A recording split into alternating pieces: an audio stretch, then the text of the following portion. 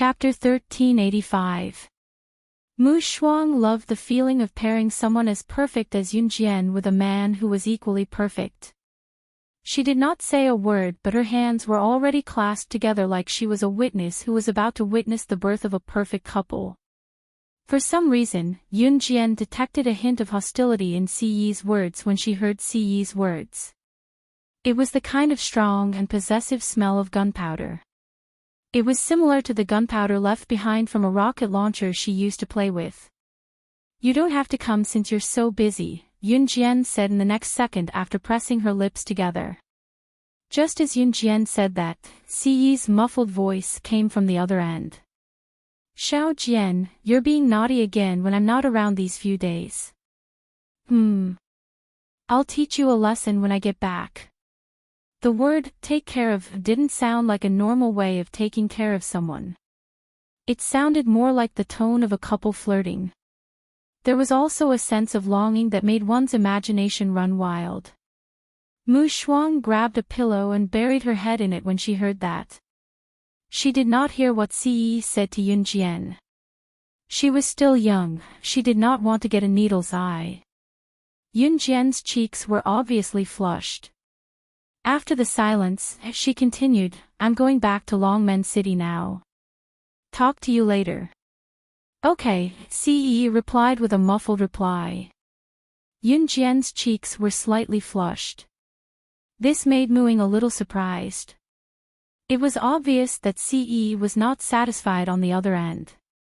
When Yun Jian was about to hang up, she suddenly told Si Yi, "I'll wait for you to come back." After that, she hung up the phone and stood up. Wow, sister and sister's husband have such a good relationship. Mu Shuang, who had buried her head in the pillow, raised her head and clapped, blinking her eyes mischievously. Yun Jian didn't have the strength to defend herself at all. Yun Jian blushed and then said to Muing and Mu Shuang, "I'm leaving first." Then she picked up her school bag and walked out of the door. "Hee, sister is blushing." After Yun Jian left, Mu Shuang smiled at Muing. Yun Jian did not hear what she said. The bus ride from Min City to Longmen City took about an hour or two. It had been a month since she returned to Longmen City. When Yun Jian arrived, it was just past 9 in the evening. Qin Yiru was still at work. Qin Yiru had quit her job for a while and had been a housewife at home for a long time. However, she suddenly felt that there was no social zone to be a housewife at home. If one did not go out, one would not know the outside world at all. In addition, she stayed at home and her children had gone to school. Although she would go out to train, she did not know many people and had nowhere to go. Although Mrs. Yang and Qin Yiru got along quite well previously, it was unrealistic for her to be with Mrs. Yang all the time. Considering her social circle, Qin Yiru went to look for another job. This time, Qin Yiru found a job as a florist. A monthly salary of 800 yuan was considered pretty good for a florist in 1999. It was not like being a floor sweeper in Yun Jian's new cruise. Most importantly, it was quite relaxing to be a florist, so Qin Yiru was working in the florist now. The florist's employees were mostly middle-aged women in their 30s or 40s. It was the biggest florist in Longmen City and occupied a large area. Qin Yiru was chatting with a woman of her age who was arranging flowers. This woman, who was the same age as her, came from a decent family. Like her, she was also looking for a social circle. However, the difference was that the woman was dressed rather fashionably while Qin Yiru was dressed in street clothes. The woman did not know about Qin Yiru's family background. The woman was Lu Shan, a local. She had a son who was in his second year of high school. When parents stood together, it was inevitable that they would talk about their children. It was the same for Lu Shan. "Yiru, I heard that your child just finished his middle school exams. Which high school did your child get into in Longmen City?" Lu Shan looked at Qin Yiru and asked with confidence. Parents in Longmen City like to speak with results. Whoever's child got into a good high school would have a bright future ahead of them. Those who did not have good results or could not get into a good high school would be seen as mediocre for the rest of their lives, the scum of society. My daughter got into Min City's military school, Chinyiru said with a smile. What? A girl got into a military school? Yiru, you're just fooling around with your daughter. Shouldn't a girl get into a good high school and find a stable job after graduation and marry into a good family? What's your daughter thinking? Why aren't you persuading her? When Lu Shan heard this, she was surprised for a moment, and then a series of words came out. I'm the one who wants to get into a military school. My mom has never objected to me choosing the path I like. A pretty female voice came from outside the door. Yun Jian was seen walking in with her backpack. She spoke faintly, her pretty face drawing gasps of admiration from the shop's employees. It was only when she came to Lu Shan that Yun Jian smiled faintly and said softly, one has to pursue one's dreams. If one blindly chooses to do things one doesn't want to do, there will be more beggars begging on the streets. Lu Shan was the kind of person who judged a child's success based on their results. Under her education, her son was finally admitted to the worst school in the normal high school, but she was very proud of it. She was proud because there were many children from other families who could only get into vocational high schools. However, Lu Shan's face froze when she heard what Yun Jian said. Chapter 1386. Mom, what time do you get off work? While Lu Shan's expression stiffened, Yun Jian had already come to Chinyiru and asked her softly. It's 10:30. There's still an hour and a half to go. Xiao Jian, go home first. I'll make lunch for you later. Chinyiru said as she went to Yun Jian with a bouquet of untrimmed flowers. She put the flowers down and circled around Yun Jian before Chinyiru commented with a frown, you didn't get tanner from the military training this month but you've gotten thinner. I'll buy more meat for you to nourish your body today. Chinyiru said worriedly. Her daughter was already skinny but after a month of military training, she had gotten even thinner. Chinyiru's heart ached for her daughter. Mom, I didn't lose weight. I weighed myself when I came back and I gained a catty, Yun Jian said as she rubbed Chinyiru's slightly rough hand. In fact, Yun Jian had really gained weight.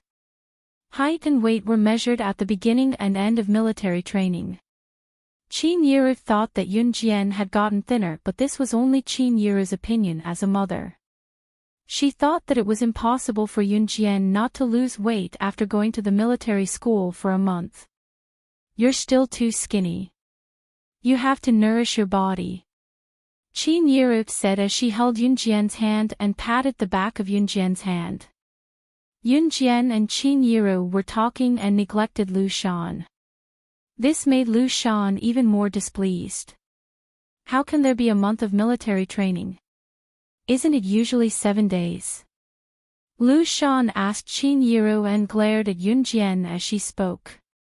My daughter is studying in the military school. The military school's military training lasts a month, Chinyiru explained to Lu Shan with a smile as she patted Yun Jian's hand. The manager of the florist came in from the front door. The manager of the flower shop was quite young. She was only in her 30s. It was said that the manager, the woman named Wen Min, had opened the shop when she was in her 20s. It had been more than a decade since she opened it, growing from a small florist shop to the biggest one in Longmen City. Wen Min was no doubt a capable person. Wen Min came in from outside and went to Chinyiru to tell Chinyiru and Lu Shan. Don't be in a hurry to leave after work. I'll treat all the employees to lunch at the restaurant nearby. If you have family members at home who need you to go home to cook lunch, you can call your family members over for lunch. Wen Min was a very gracious manager. Considering that many of the employees in the store needed to rush home to cook lunch for their children or husbands, she simply asked the employees in the store to call their families over for lunch.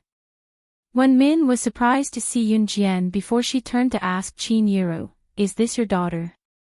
She's really pretty. Remember to bring her over for lunch later." When Min said and left after exchanging a few pleasantries with Qin Yiru, Qin Yiru did not refuse. Since the manager had said so, Qin Yiru could only tell Yunjian, "Xiao Jian, go sit on the bench over there for a while.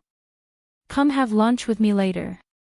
There was no one at home since the children were in school, so Qin Yiru told Yunjian.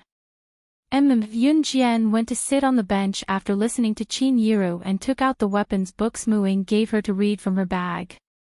Although she already knew all these weapons like the back of her hand, she had used all of them before. Whether it was planes, tanks, or cannons.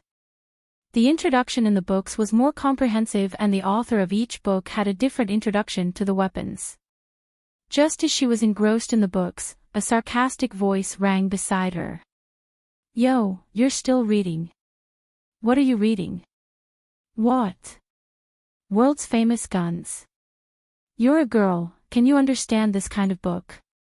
It was Lu Shan. Lu Shan had thought that she did not have a sense of presence in front of Yunjian just now, so she had come over to teach her a lesson, so she spoke in a sarcastic tone.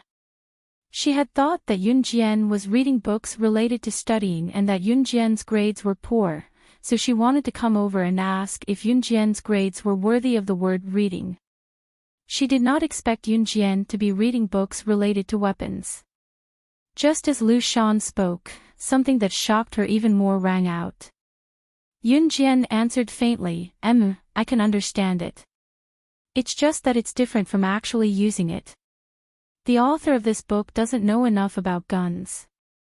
As soon as he said this, Lu Shan immediately exclaimed, "From what you're saying, could it be that you've actually operated these guns?" Chapter 1387. Yunjian's words left Lu Shan's mouth agape, slightly stunned. When she regained her senses, Lu Shan continued, "How could a teenage girl like you have touched a real gun? What's with the latest gun? Don't tell me you've touched one in your dreams. You're saying that these guns are outdated." Ha! At this point, Lu Shan could not help but add, "The person who wrote this book has studied it thoroughly. The person who wrote the book had done his research. How could he not know about handguns? How could a little girl like you be spouting nonsense? I see that your mother is usually serious and proper. Why is a little girl like you full of nonsense?" Lu Shan walked over to lecture Yunjian. And now, she had indeed achieved her goal. Catching the chance, Lu Shan lectured Yunjian fervently. With that, Yunjian narrowed her eyes. Yunjian ignored Lu Shan. She walked over and zipped up her bag, holding the book in one hand and the bag in the other. Then, she walked to the bench on the other side and sat down. She put down her bag, flipped open the book, and continued reading. She moved to another spot, but she did not bother with the talkative middle-aged woman. Some of the female staff around them saw this and covered their mouths in amusement. "This young lady is interesting." A female staff chuckled and turned to look at where Qin Yiru was a distance away. She then called out to the woman who had gone far away, "Miss Qin, I'm sorry, Miss Qin. Yiru, your daughter is interesting." Qin Yiru did not fully understand her shout and did not react for a while. Lu Shan stomped her feet angrily and walked toward Yunjian. However, just as Lu Shan took 2 steps toward Yunjian, there was a sound from the florist's entrance. A man's voice called out to Lu Shan. "Mom, I'm not feeling well today, so I took the day off. My younger sister insisted on looking for you, so I brought her here." Lu Shan had a son and a daughter. Her son was in his 2nd year of high school and her daughter was only 4.5 years old. Her mother-in-law was taking care of her at home. Hearing her son's voice, Lu Shan hurriedly turned around and saw her son, Ningxing, standing there impatiently. "Mom! Mom!" Her Her daughter, little Yuan, ran over and ran into Lu Shan's arms. It was still a school day. Ningxing had taken the day off not because he was not feeling well, but because he had agreed to go shopping with his girlfriend. He had brought his younger sister, little Yuan, here to cover up his actions. However, Ningxing did not expect to see such a scene. A young girl around the age of 16 lowered her head slightly, her long and narrow eyelashes fluttering up and down. She sat quietly on the rest bench, quiet, but so beautiful that no one could ignore her existence. Ningxing's restless mood immediately turned for the better. "Mom, what's the work?" "I'll do it for you." Ningxing hurried to Lu Shan, wanting to show off in front of Yunjian, so he spoke to Lu Shan proactively. "I'll get off work soon, so I'm almost done with my work," Lu Shan said and placed little Yuan on the floor. She glared at Yunjian before patting little Yuan's hand and telling her, "You're right. Go play with that big sister over there.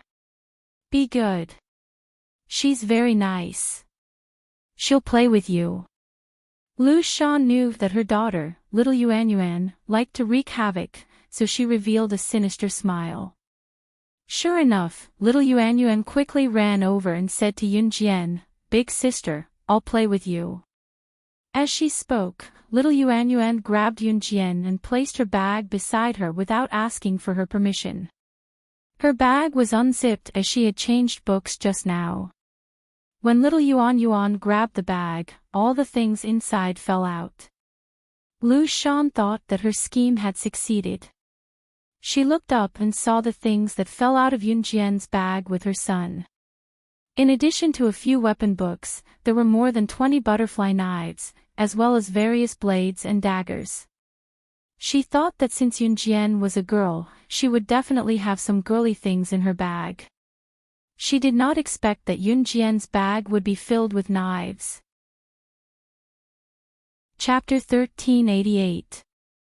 Lu Shan was stunned because she thought that Yunjian's bag must be filled with books related to learning. Therefore, she had asked her daughter, little Yuan, to knock over Yunjian's bag. She thought that Yunjian's bag was either filled with books related to learning or those weapons books that she used to put on an act. However, Lu Shan had never expected that Yunjian's bag would be filled with all sorts of butterfly knives, razor blades, and daggers. Moreover, there was a whole bunch of them.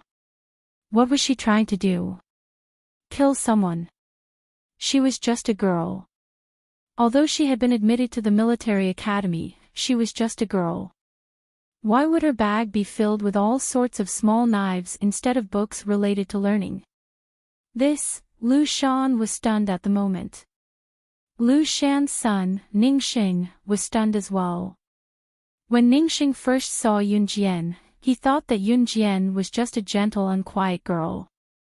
He thought that Yunjian was the kind of girl who would follow the path of life and listen to her parents, study hard and get into high school. When Yunjian was reading the books earlier, he thought that Yunjian was looking at the learning material. He even had the illusion that he was in love with Yunjian. However, he had never expected that Yunjian's bag would be filled with knives. Not just one. They were all knives. Just when Ningxing was extremely shocked, Lu Shan's astonished voice had already come. She shouted in a panic, "Oh my God! You're a girl. It's normal for you to have books on weapons in your bag. Why aren't there any textbooks in your bag? There's only a black pen. Everything else is knives. Why are you so weird, little girl?" Lu Shan's screams quickly attracted the attention of the other employees in the florist. Qin Yiru was also attracted by Lu Shan's screams. She saw that her daughter Yunjian's bag had been overturned and that it was filled with all sorts of knives. "Oh my God! Everyone, come and take a look. Yiru, your daughter's bag is filled with knives." Those who didn't know better would think that he was going to kill someone. Look, look. Lu Shan's shouts continued unabated. After the commotion, even the manager of the flower shop, Wen Min, came back. Yun Jian lowered her eyes. Lu Shan was still hooting. Pick it up. Just as Lu Shan's long-winded words continued, Yun Jian's faint voice suddenly sounded. Hearing this, everyone present was stunned. Lu Shan was also stunned. She didn't expect that Yun Jian would actually shout at her daughter, little Yuan Yuan, to pick up the knife that had fallen over. Lu Shan's little daughter, little Yuan Yuan, who loved to cause trouble, pretended not to hear Yun Jian's words. She even pulled Yun Jian's bag and shook out the last thing in Yun Jian's bag. Hee hee. Fun. Lu Shan's daughter, little Yuan Yuan, even laughed out loud. Then, she patted Yun Jian's bag and tossed it to the ground. Pick it up. Yun Jian raised her voice. She frowned and suddenly raised her voice. Her shout frightened Lu Shan's daughter, little Yuan Yuan, so much so that she trembled and burst into tears. This bag was the one that Qin Yiru had bought for her. When Qin Yiru saw this, she was about to go up and help Lu Shan's daughter, little Yuan Yuan, pick up her bag when she was stopped by Yun Jian. I was just about to test the power of these knives. Are you guys trying to challenge my limits? Yun Jian said casually, but the words that came out of her mouth made one's hair stand on end. I'll pick it up, I'll pick it up. Lu Shan was shocked. She was afraid that Yun Jian would really do something to her daughter, so she quickly squatted down to pick up the knives one by one and put them back into the bag. Lu Shan was picking up the knives, but her attention was still on Yun Jian. Qin Yiru went to Yun Jian worriedly. Qin Yiru asked Yun Jian worriedly, Xiao Jian, 2 or 3 knives are enough. Why did you bring so many? Hearing Qin Yiru's question, the employees around them, including the florist manager, Wen Min, were stunned. What did she mean by, 2 or 3 knives are enough? Was this how she, as a mother, should educate her child? In spite of it, what came next shocked them even more. Yun Jian's red lips curled up as she told Qin Yiru with a smile, my friend collected these 21 butterfly knives and gave them to me. What kind of friend had such a hobby? Collecting butterfly knives as gifts.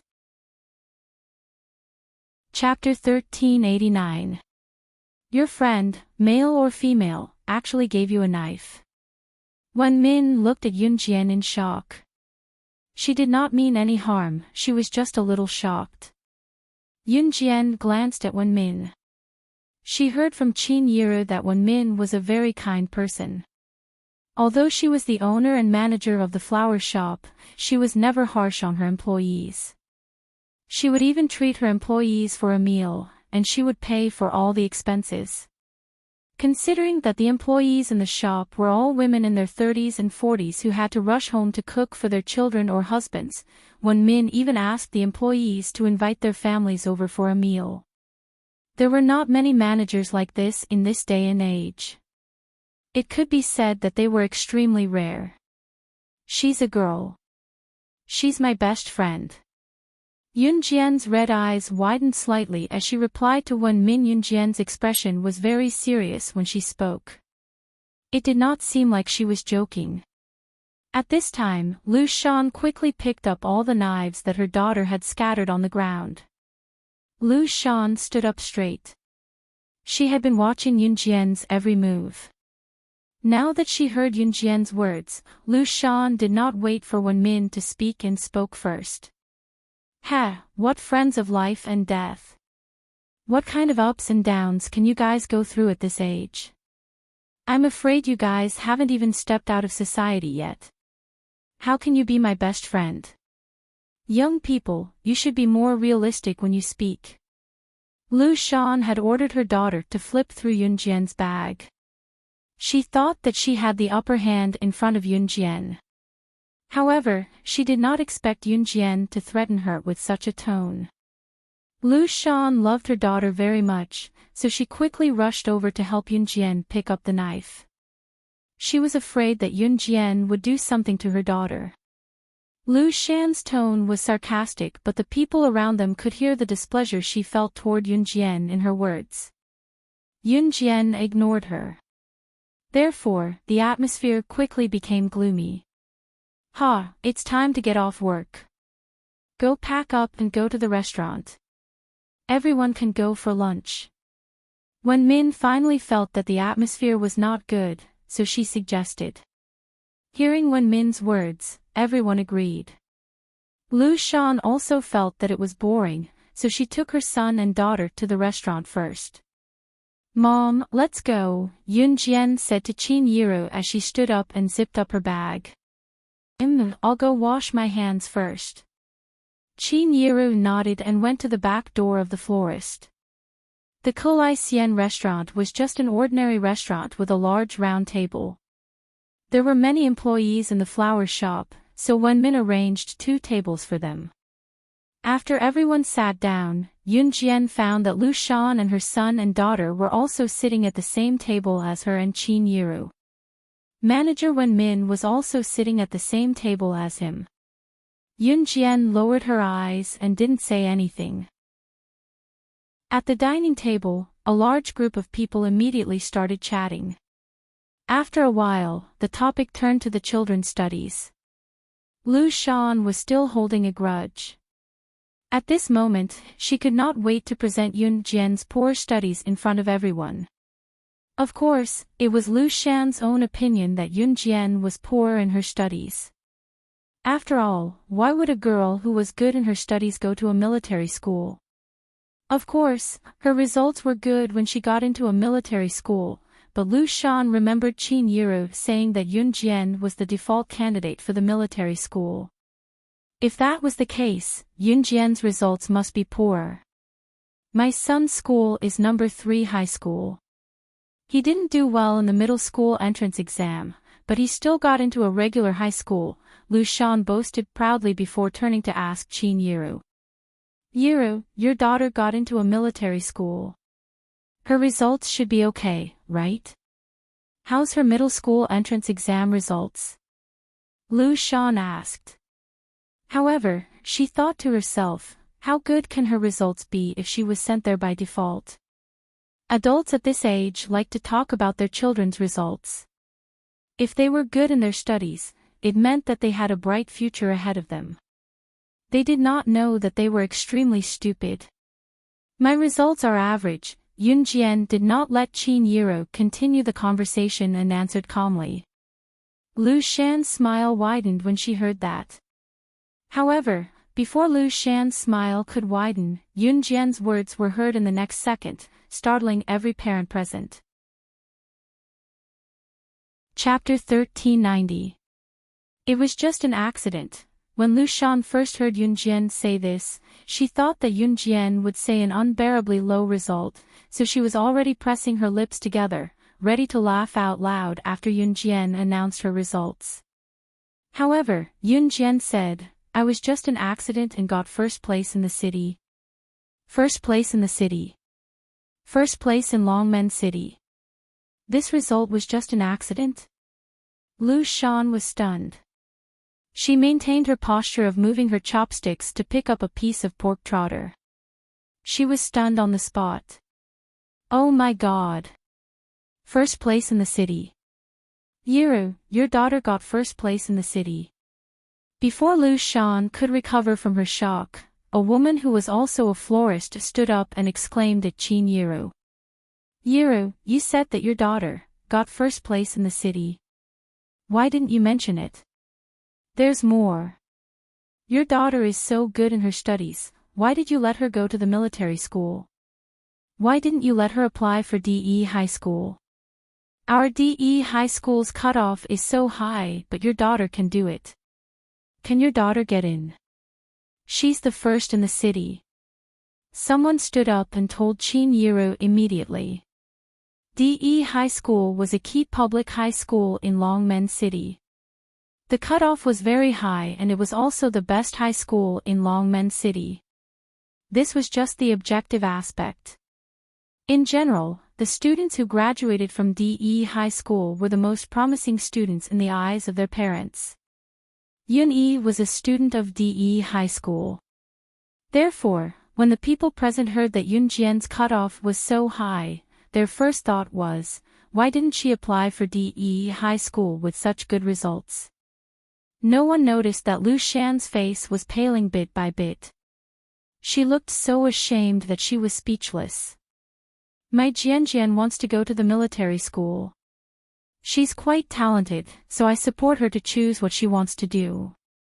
Qin Yiru chuckled with a hand over her mouth in response to the crowd. Qin Yiru was very low-key and humble. She was very kind to others and was not vain. Although she had such an excellent daughter, she never bragged about it. To be able to do this, it had to be said that people like Qin Yiru were very rare. The surrounding women sighed. Everyone felt that it was a pity that Yun Jian didn't go to the first high school with her grades. Lu Shan, who was a little ashamed just now, suddenly raised her head. That was right. Even if Yun Jian had gotten first place before, she was still the former top student of Longmen City. She was stupid to have chosen the military school. That was all in the past. Lu Shan instantly raised her head to look at Yun Jian. Then, she said to Yun Jian with a bit of confidence, "You're a girl, and you're going to the bottom of the military academy. You're not willing to go to a key high school to further your studies. Isn't that stupid?" Lu Shan's words made Yun Jian raise her eyebrows. At the bottom. Yun Jian raised her eyebrows and almost couldn't help but chuckle. When did she say that she was at the bottom of the military academy? Isn't that so? You're a girl, and you want to compete with boys in terms of strength. Do you think you can beat him? Lu Shan said in succession, and there was a strong sense of confidence in her voice. Was there a need for a girl to compete with a boy in terms of strength? Of course, it was the boys who were stronger. Just as Lu Shan finished speaking, Yun Jian took out a certificate from her pocket and placed it in front of Qin Yiru. She ignored Lu Shan directly and spoke to Qin Yiru instead. "Mom, I'm first place in the freshmen's military training this time. There are 3 freshmen who entered the elite class directly. I'm one of them while the other 2 are my friends. The school gave this certificate to me as a reward for being the first place. I can take leave and leave school anytime during classes in the future. There's no need for any reason." As she spoke, before Lu Shan and the rest could digest it, Yun Jian spoke again while they were still stunned. Chapter 1391. What Yun Jian said stunned everyone present. First of all, Yun Jian had won first place in the military training. No one present was surprised that the military school would rank students for their military training. What they did not expect, however, was that Yun Jian had won first place in the military training. That, moreover, the women present were mostly parents. To them, their children's studies were the most important. In Longmen City, being able to get into DE High School was akin to being the top scorer in ancient times to many parents. Yet, Yun Jian said that her brother had represented DE High School in the language competition and won first place in the province. For the time being, let's not talk about winning the provincial first prize, which was enough to shock people to the core. Based on the first part of the sentence, was Yun Jian's brother not Qin Yiru's son? Qin Yiru had a son and her son had gotten into DE High School. Her daughter was so outstanding that she had won first place among the freshmen when she had just entered the school. Ah!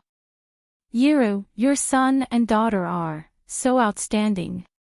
Even the store manager, Wen Min, stood up in shock as she looked at Qin Yiru and exclaimed in bewilderment. Qin Yiru did not expect Yun Jian to blurt everything out. She was taken aback as well, only coming back to her senses after a while.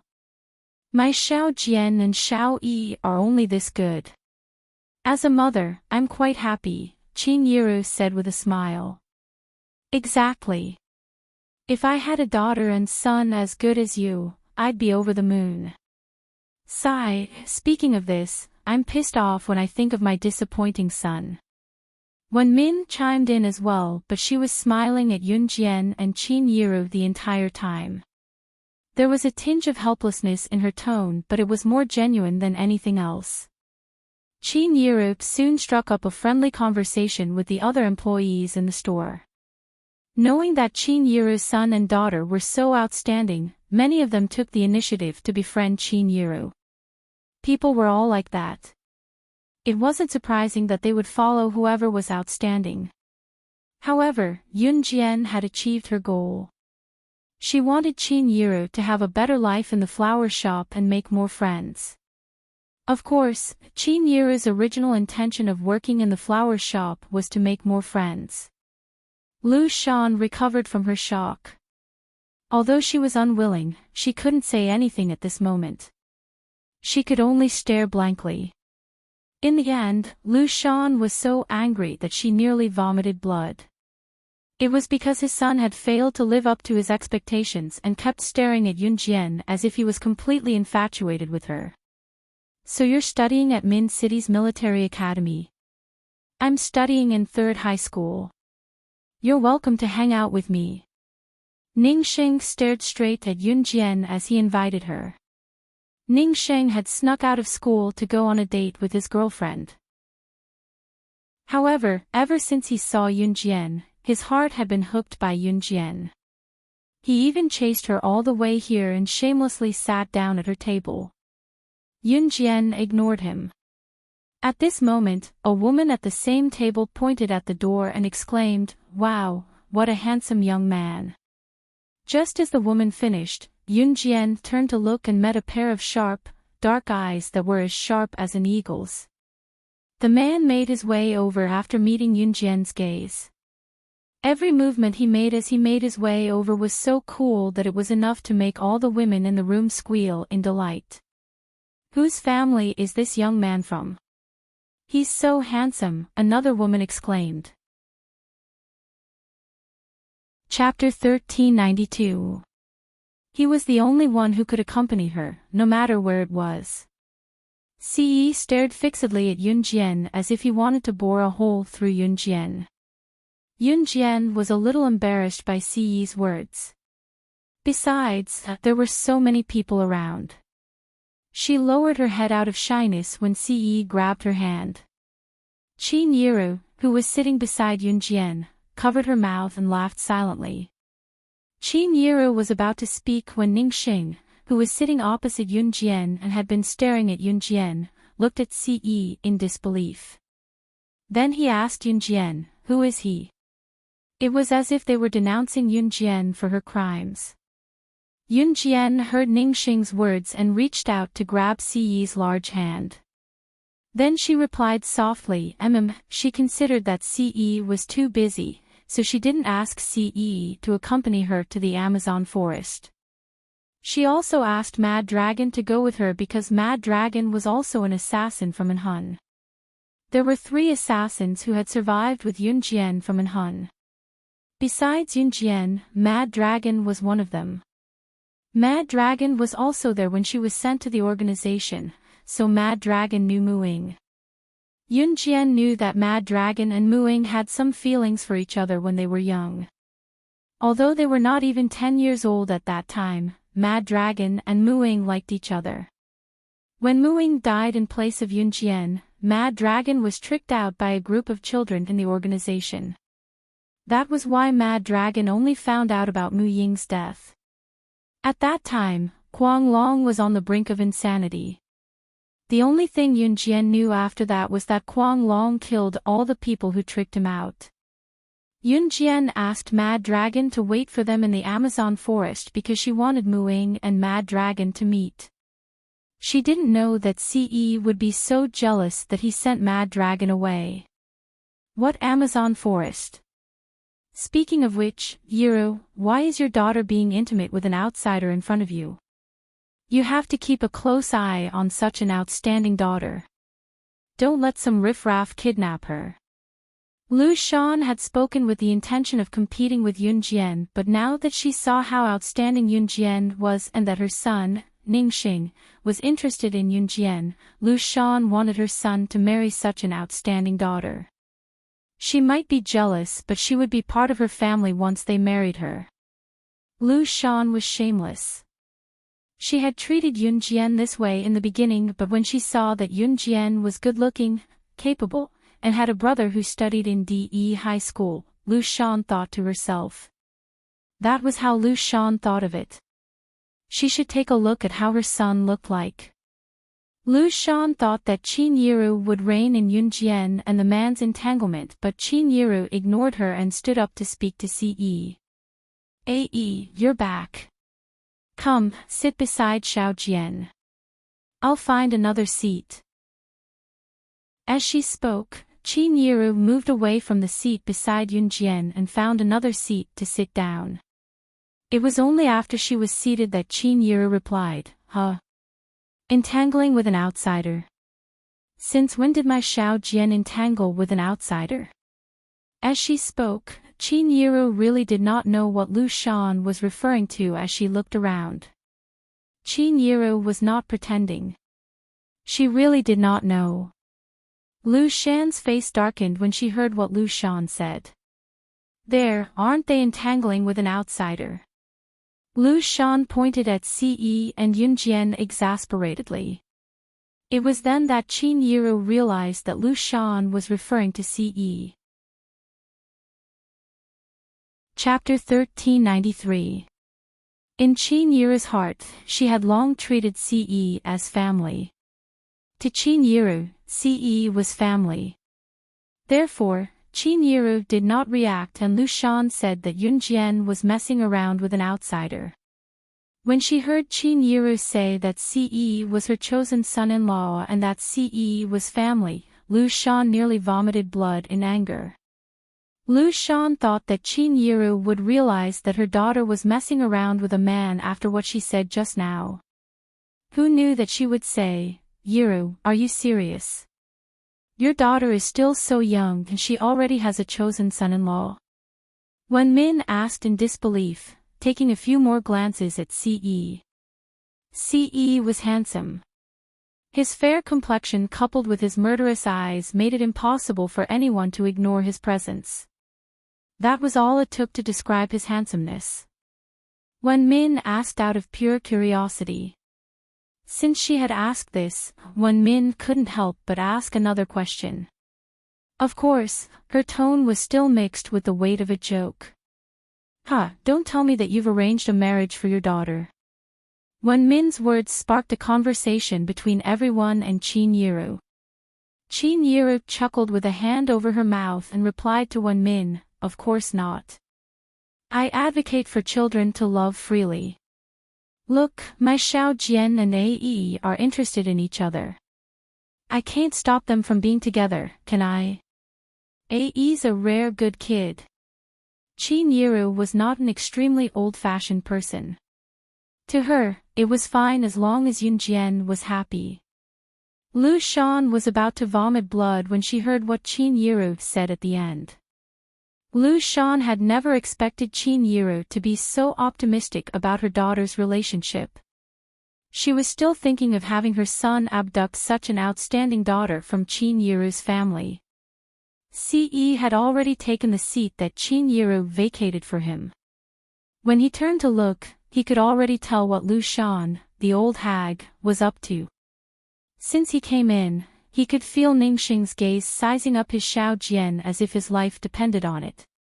Ce did not let go of Yun Jian's hand even after he took his seat.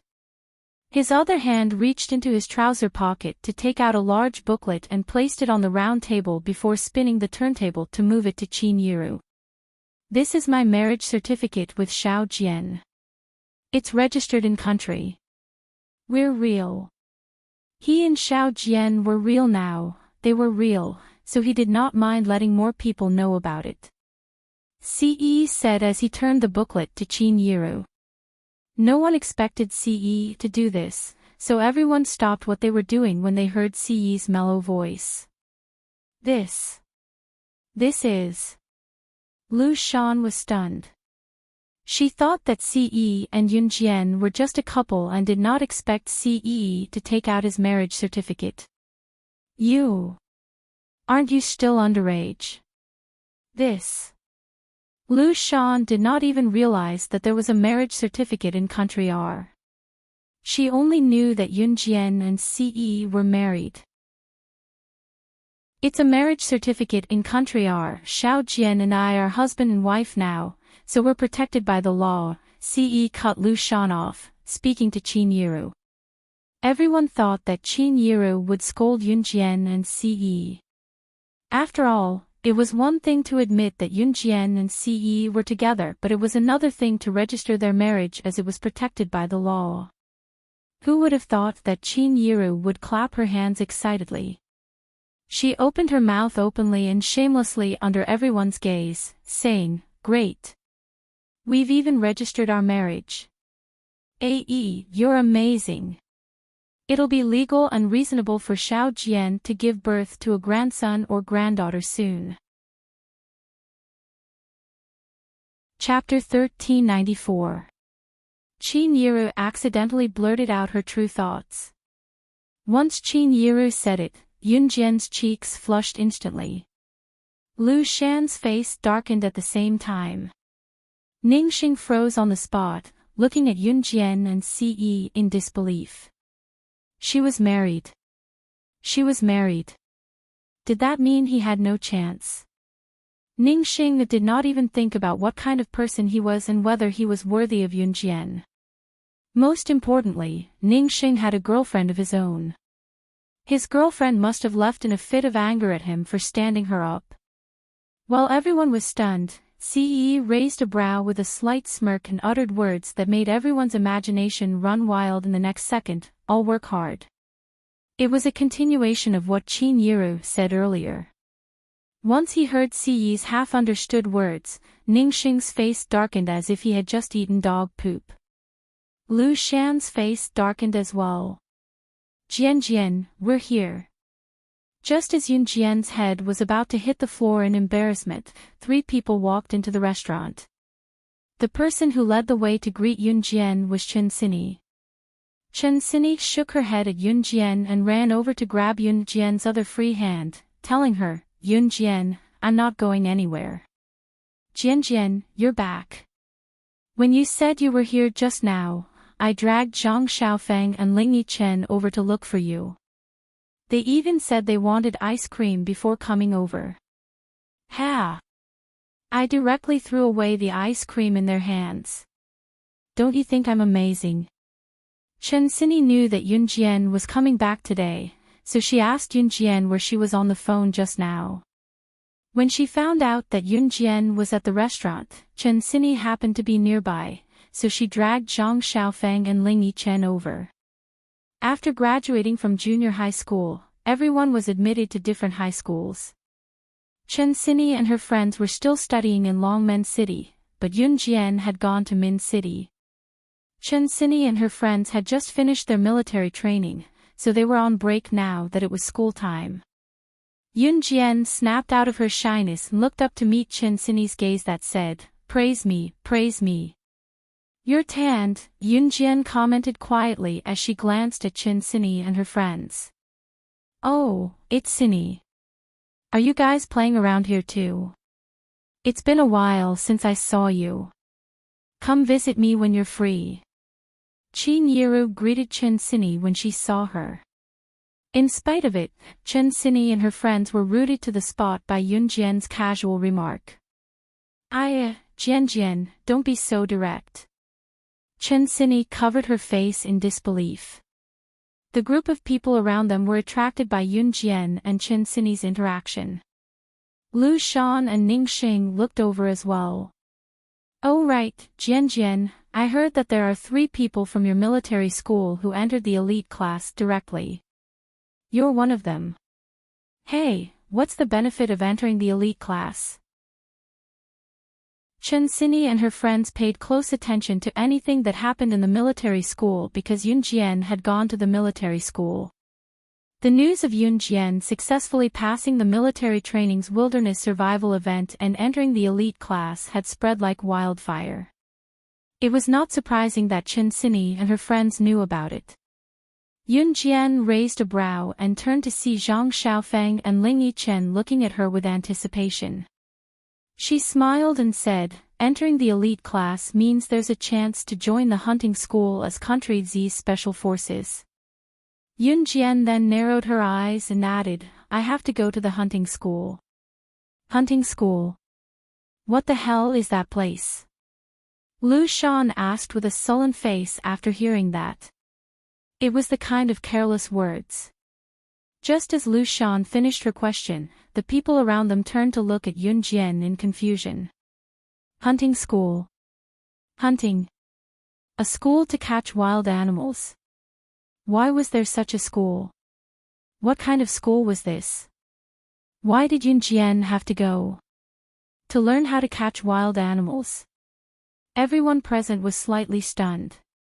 Master, is the hunting school you're talking about located in South America?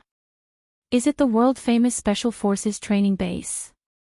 It said that the elimination rate is as high as 80% and the death rate is extremely high. It's known as the True Special Forces Devil Training. Master, are you talking about that school? Zhang Xiaofeng was stunned for a moment before asking Yun Jian. Just as Zhang Xiaofeng finished his question, everyone present was stunned. Most of the people present were dutiful residents. They often talked about their children's academic results, who had a higher salary, or who married into a good family. They thought that the hunting school Yun Jian mentioned was just an ordinary school. However, no one would have thought that the hunting school Yun Jian mentioned was actually the Special Forces training base. And the death rate was extremely high. Just as they were shocked, they heard Yun Jian admit, "Yeah." This meant that the hunting school Yun Jian had to go to was the Special Forces training base with an extremely high death rate. Everyone present was dumbfounded. Lu Shan and Ningxing originally thought that Yun Jian applied for the military school to become a policewoman. However, no one would have thought that Yun Jian she actually wanted to go to such a dangerous place to train. Chapter 1395. Special Forces Training Base. The elimination rate is as high as 80%. The death rate is extremely high. You'll die. Are you kidding me? You're going to a place like that? You're a girl. Lu Shan could not help exclaiming again when she heard what Zhang Xiaofeng and Yun Jian said. You're going to a place like that? What if you die? What if you die? Ningxing couldn't help but cry out in alarm. When he mentioned death, Ningxing's body trembled. He was obviously frightened. Xiao Jian, you're going to a place like that?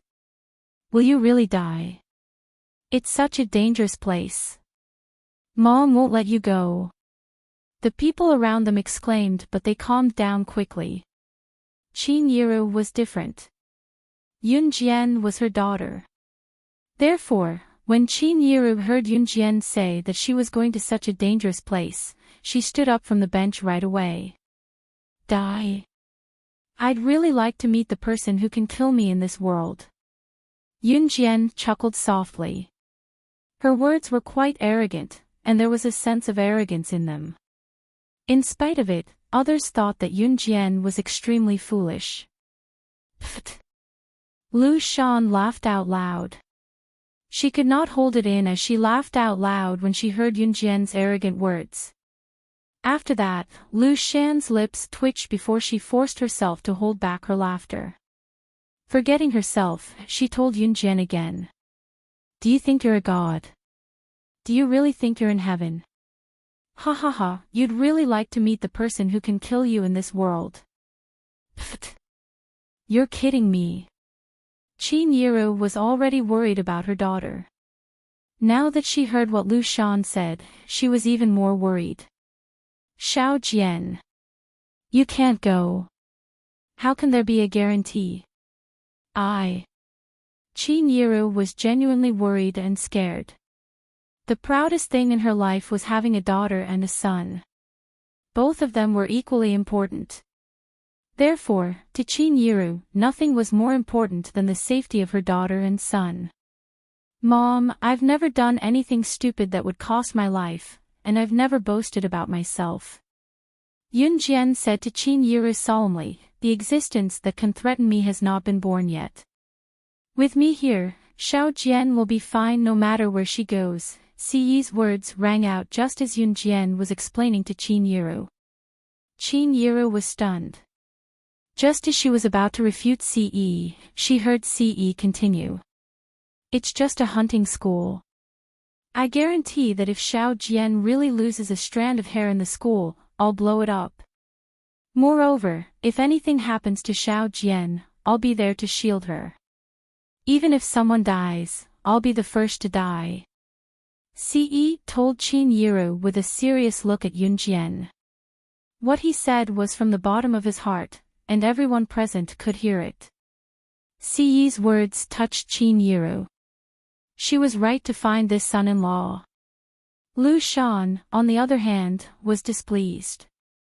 After she heard what Ce said, she retorted at Ce, "Pfft, blow it up. Do you think you're an armed force?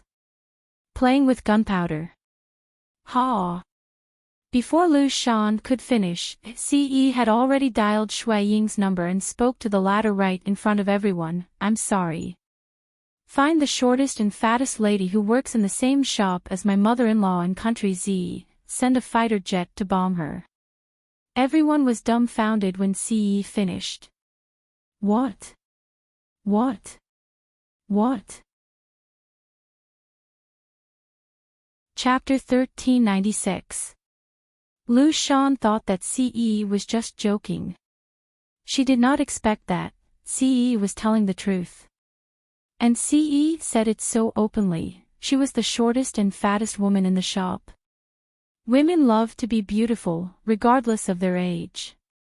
Lu Shan was the same. Therefore, when she heard Ce say that she was the shortest and fattest woman in the shop, Lu Shan was stunned. When Lu Shan came back to her senses, the first thing that came to her mind was not that Ce wanted to bomb her house, but Ce actually said that she was the shortest and fattest woman in the shop. Lu Shan was stunned. She was so shocked that she couldn't even speak. The rest of them were the first to react to what Ce said. Young man, don't tell me you're serious. Wen Min was shocked because Ce did not seem to be lying when he spoke. Ae, child, don't mess around. Qin Yiru had heard about Ce's family background from Dong Wuan and knew that Ce came from an extraordinary family. Therefore, Qin Yiru knew that Ce was telling the truth. When Lu Shan recovered from her anger, she still did not believe Ce. She even lectured Qin Yiru. Oh Yiru, is this the kind of son-in-law you want? Bombing with fighter jets? Ha ha ha, do you think I'm stupid? Do you think I don't know anything? As Lu Shan spoke, Ce's phone rang again. In spite of it, Ce pressed the answer button. Snow Eagle's voice came from the other end.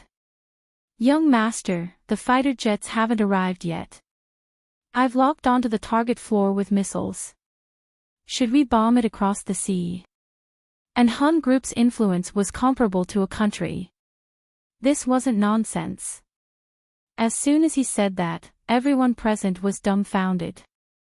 The other party actually called Ce, young master. It felt like it was real. No, this is real. Lu Shan was completely stunned. She stared blankly at Ce, feeling as though she was in a complete daze. Ae, don't. Qin Yiru cried out in alarm. In the past, they could still use their own power to cover up small conflicts. However, if Ce really ordered the Snow Eagle to launch a missile attack on Lu Shan's family, this was no laughing matter. It involved the country. Lu Shan was really frightened. She looked at Ce in a daze. She was really afraid that Ce was telling the truth. The next second, Lu Shan opened her mouth and begged for mercy. Don't. Don't. I was wrong. My mouth is cheap. Regardless of whether it was true or not, Lu Shan couldn't bear the blow of this possibility. There's no need to launch the missiles. Let's retreat, Yun Jian said to Shuang, who was on the other end of Ce's phone. Yes. Shuang agreed to Yun Jian faster than he agreed to Ce. As soon as he finished, he hung up on Ce. How dare Shuang hang up on Ce when the young mistress had spoken? In the past, Shuang would not have dared to do this even if he was given 100 guts. Lu Shan did not know why, but when she heard the word retreat, she felt like she had escaped death even though she did not believe that Ce would launch a missile attack on her house. Lu Shan sat in her seat and heaved a sigh of relief. Ce had never objected to Yun Jian's decisions, so the matter passed just like that. When Chen Sini and the others arrived, Yun Jian told Qin Yiru that she wanted to go shopping with Chen Sini and the others after a few bites. Ce followed Yun Jian and even held Yun Jian's small hand with his large palm.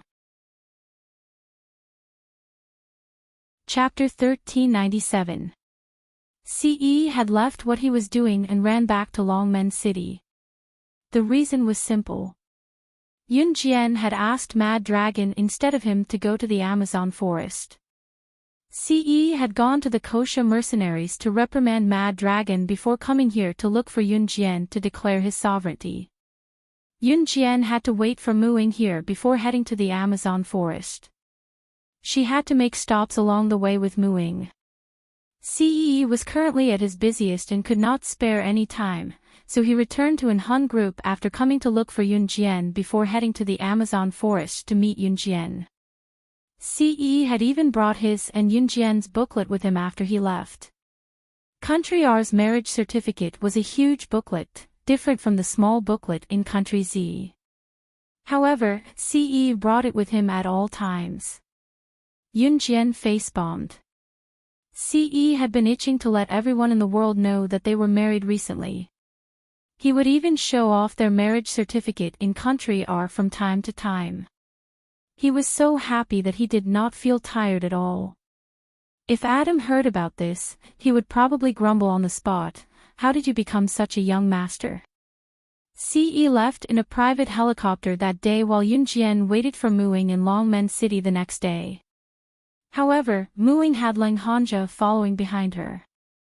Lang Hanja insisted on coming after Muing. There was no way to shake him off. Yun Jian was not too surprised to see Lang Hanja. Not only did Lang Hanja come alone, he brought a friend with him. Lang Hanja did not expect his friend to bring a few friends along as well. As they went back and forth, they seemed to have formed a team. Yun Jian was not too happy about it. She was already annoyed that Lang Hanja had tagged along and now he had brought a friend with him. His friend had brought a group of people as well. "This is my friend, Guo Xiao.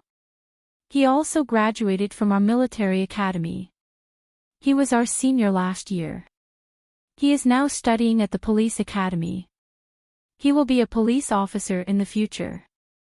Lang Hanja introduced Guo Xiao to everyone.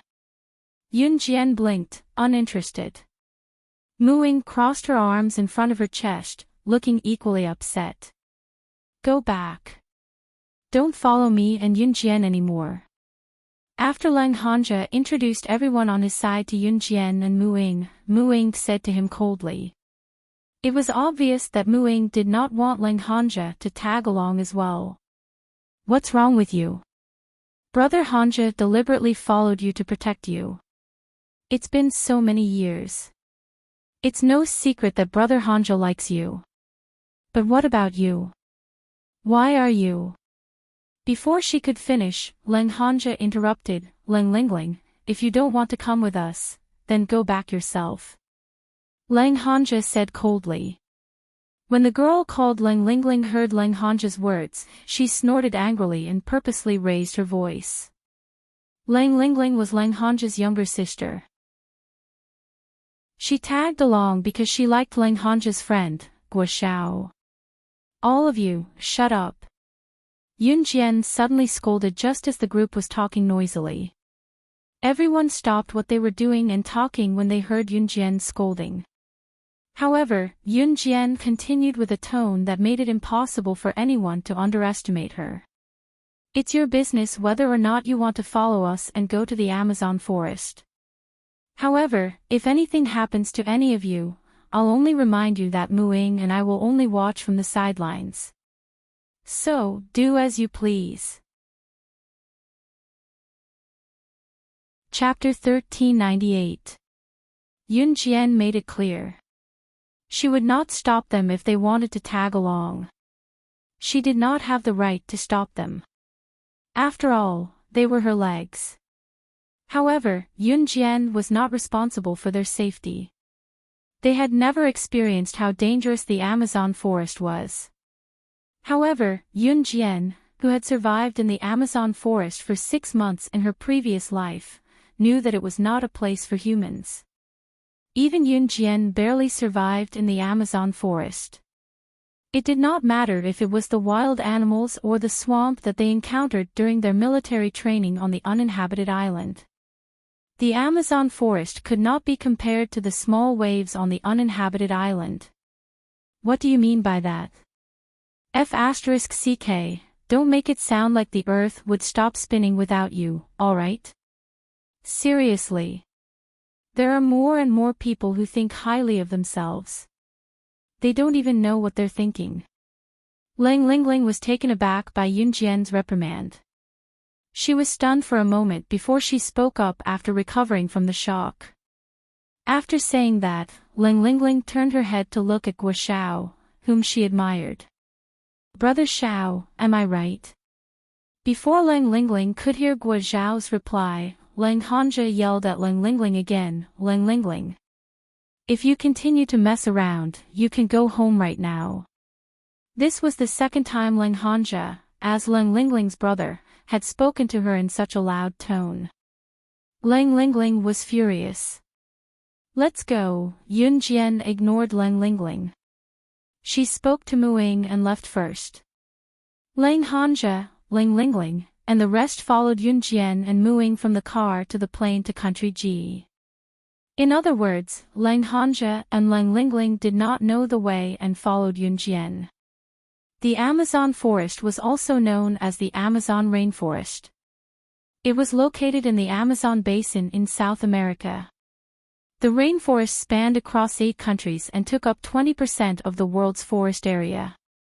It was the largest rainforest in the world with the most species.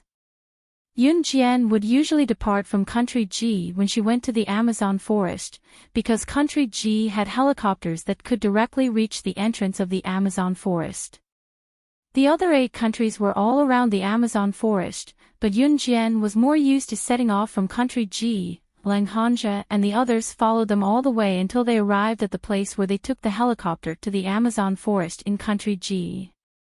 Public security in Country G was generally good, but there was no lack of places with poor public security. The helicopter that goes directly to the Amazon forest is rented from the local people, and the number of helicopters here is relatively small, so usually there is a queue for a helicopter. At this moment, Yun Jian and Muing were waiting in line, followed by Lang Hanja and a group of people. It's so hot. It's almost our turn. Is the plane here yet? Lang Lingling fanned her face and asked lazily. Bear with it. It's coming, it's coming. They're finally here. A guy in the same group responded. They saw a helicopter being pulled over by a large truck from afar. Hey, you guys wait for 2 more hours. The pilot of this helicopter got into an argument with armed people and was shot twice. He's been sent to the hospital, and the next helicopter will arrive in 2 more hours. Just then, a staff member walked over and waved at Yunjian and the others, speaking in Chinese. The staff member was from country Z, huh? 2 more hours. Lang Lingling was dumbfounded when she heard that. Is this helicopter empty? No one's piloting it. Yunjian asked.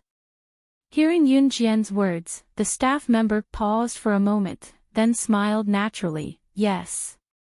Then, the staff member joked with Yunjian, little girl, do you want to drive the helicopter to the Amazon forest yourself? Ha! It was impossible. The staff member didn't finish his sentence. Give me the helicopter, I'll rent it. Yunjian took out a card from her pocket and threw it to the staff member, then walked towards the helicopter. What's wrong with you? The pilot isn't here and you still want to rent the helicopter. Do you even know how to drive it? Lang Lingling, who was standing behind, couldn't help but scold Yunjian. Hey, little girl. You can't just drive the helicopter if you don't know how to drive it. Also, do you know the coordinates of the Amazon forest? The staff member reacted and wanted to chase after Yunjian, who had already walked to the helicopter.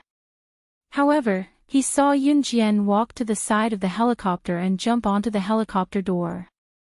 Under the gaze of the surrounding people, she walked to the cockpit and started the helicopter within 3 seconds. The helicopter instantly flapped its wings and floated up, making a loud noise. Yunjian walked to the helicopter door under everyone's horrified gaze and put down the rope. She called out to Muing, come up. She really knew how to drive a helicopter. This teenage girl really knew how to drive a helicopter. Chapter 1399. Muing went over and grabbed the rope that Yunjian had let down from the helicopter in a few steps. Grabbing the rope nimbly, she climbed up to the side door of the helicopter from the ground. No matter how much the staff tried to dissuade and disbelieve that Yunjian knew how to fly a helicopter, Yunjian's actions just now and the fact that she actually knew how to fly a helicopter had completely shocked the staff. After Muing jumped onto the helicopter with the rope, she stood at the side door of the helicopter and looked down at Lang Hanja, Lang Lingling, Guo Xiao, and the others. In the end, Muing locked her gaze on Lang Hanja. The helicopter was already 3 meters above the ground. Unless Yunjian or Muing let down the rope and Lang Hanja and the others could climb onto the helicopter, Lang Hanja and the others could only get onto the helicopter.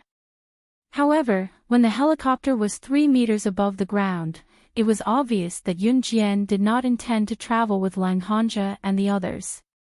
Hey! Alright, we know that you can fly a helicopter. Why aren't you lowering the helicopter? Quick! It's so hot that I'm about to peel off my skin. It's so hot, hurry up and let us sit on it. Lang Lingling was stunned, but she did not think too much about it. Instead, she waved at Yunjian and asked Yunjian to lower the helicopter so that they could sit on it. Let's part ways here. Yunjian gave a simple reply. Yunjian did not say anything else. Lang Lingling was taken aback by Yunjian's words before she broke out in a torrent of abuse. Lang Lingling began to yell at Yunjian. Muing stared at Lang Hanja. She pursed her lips and said, I'm no longer the same person as before. I'm no longer the Muing of the past. I've told you this more than once. Now, I'm telling you the same thing. Don't come to me again. We're not from the same world. Muing had told Lang Hanja more than once that they were not from the same world. She told him not to come looking for her anymore. However, every time she said that, Lang Hanja would, how are we not from the same world? Ying, there's nothing in this world that can stop us from being together. I won't give up. I won't give up. Lang Hanja was still yelling at the sky, refusing to admit defeat, even when Yunjian flew the helicopter dozens of meters away. Muing had rejected Lang Hanja's feelings for her more than once. She knew that Lang Hanja had feelings for her, but she was not the real Muing. She could not merge herself with the real Muing like Yunjian. However, no matter what Muing did, she could not get rid of Lang Hanja. This made Muing feel guilty. Yunjian and Muing arrived at the border of the Amazon forest. The helicopter could enter the Amazon forest, but it was rented. Yunjian did not plan to fly the helicopter directly into the Amazon forest. The helicopter stopped at the entrance. It was surrounded by the forest.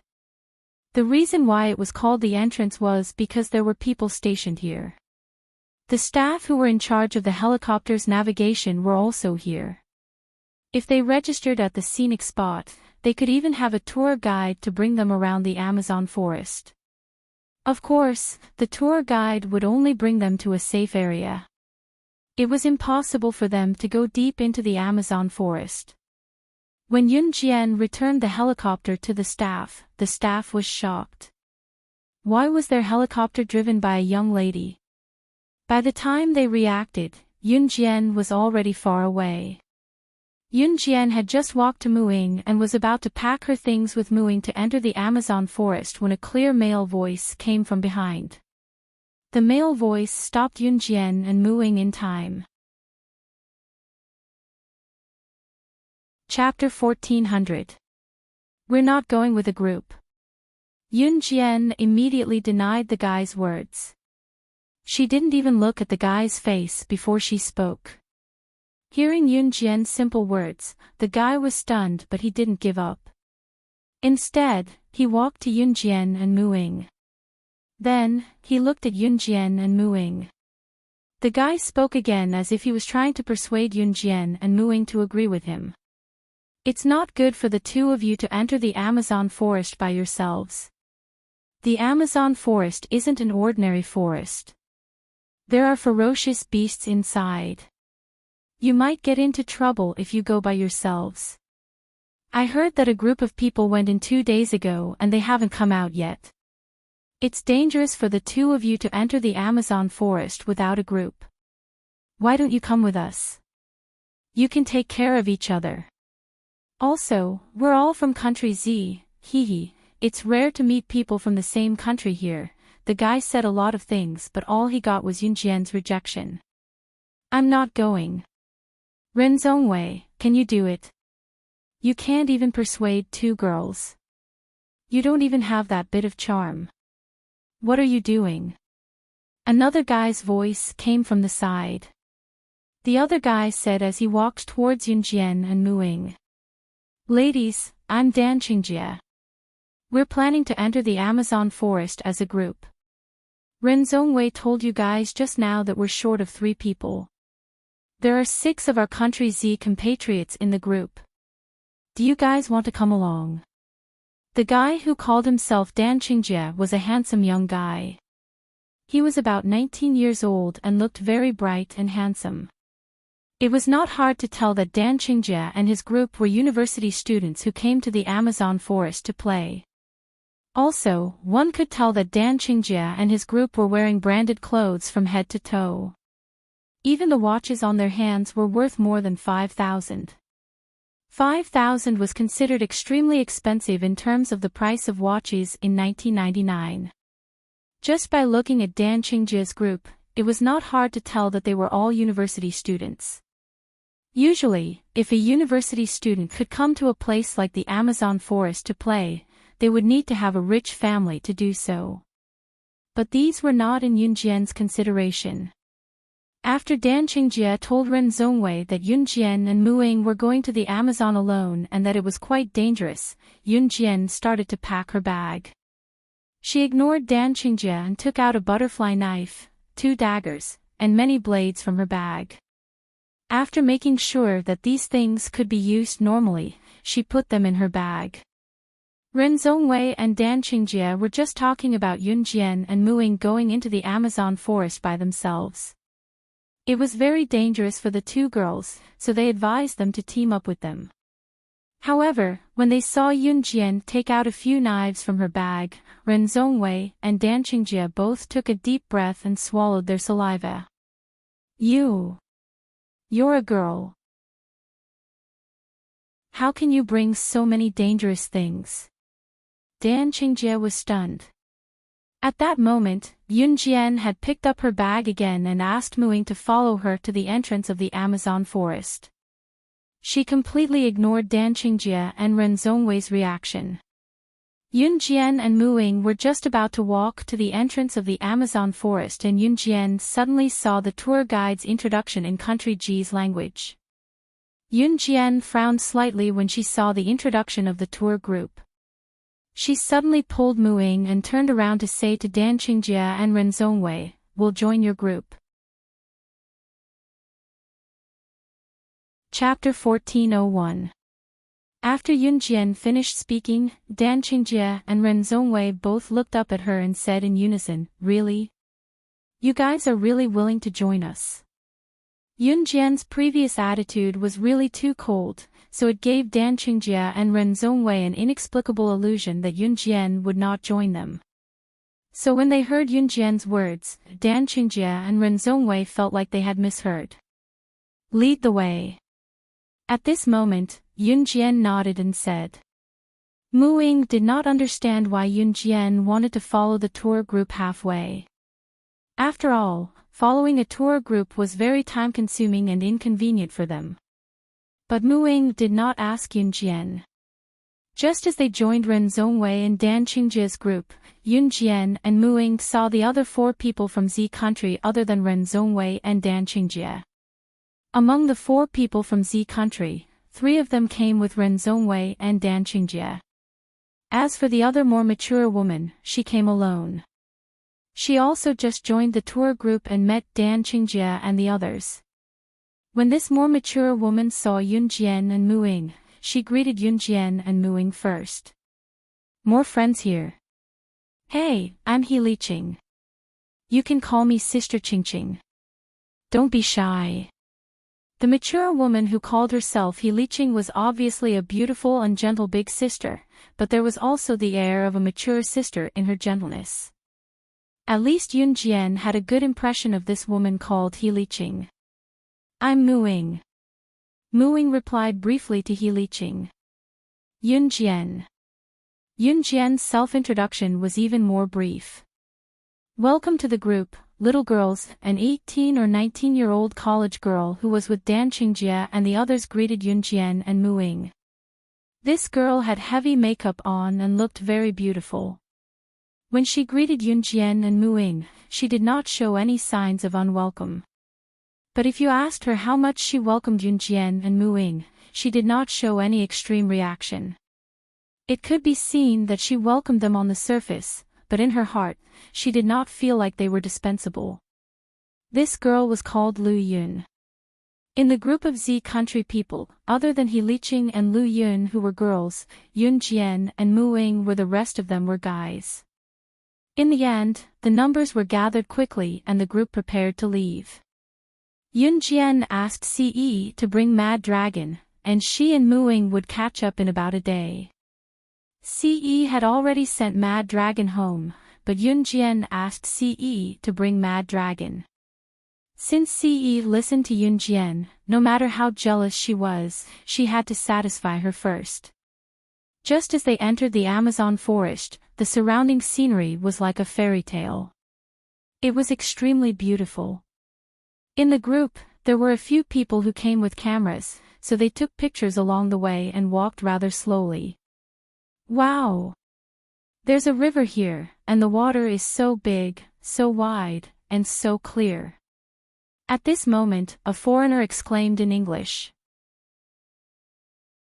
There were fish swimming in the river, so a few foreigners had already rolled up their sleeves excitedly, took off their shoes, and entered the water to catch fish. "Let's go and have some fun too."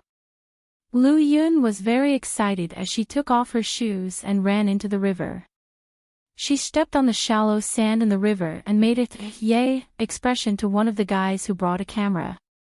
The river was very wide and the current was relatively fast. Lu Yun stood in the river and made a pose for the guy with the camera to take pictures of her. With this careless step, Lu Yun's foot was suddenly scratched by a stone. Just as she was about to raise her foot to see what was going on, she heard Yunjian's voice from afar. There are piranhas in this river, you have to go ashore immediately. Yunjian's words made Lu Yun frown, but Lu Yun was the kind of girl who would not show her displeasure on the surface. To put it bluntly, she cared a lot about her image. Even if she really did not like someone, Lu Yun would not show it on her face. Instead, she would treat people coldly. Yunjian spoke in English, so everyone present heard it clearly. Where are the piranhas? I still want to take pictures. Lu Yun frowned, and her voice became cold. However, she did not say anything to Yunjian that showed her displeasure. A few of the foreigners around heard Yunjian's words and went ashore.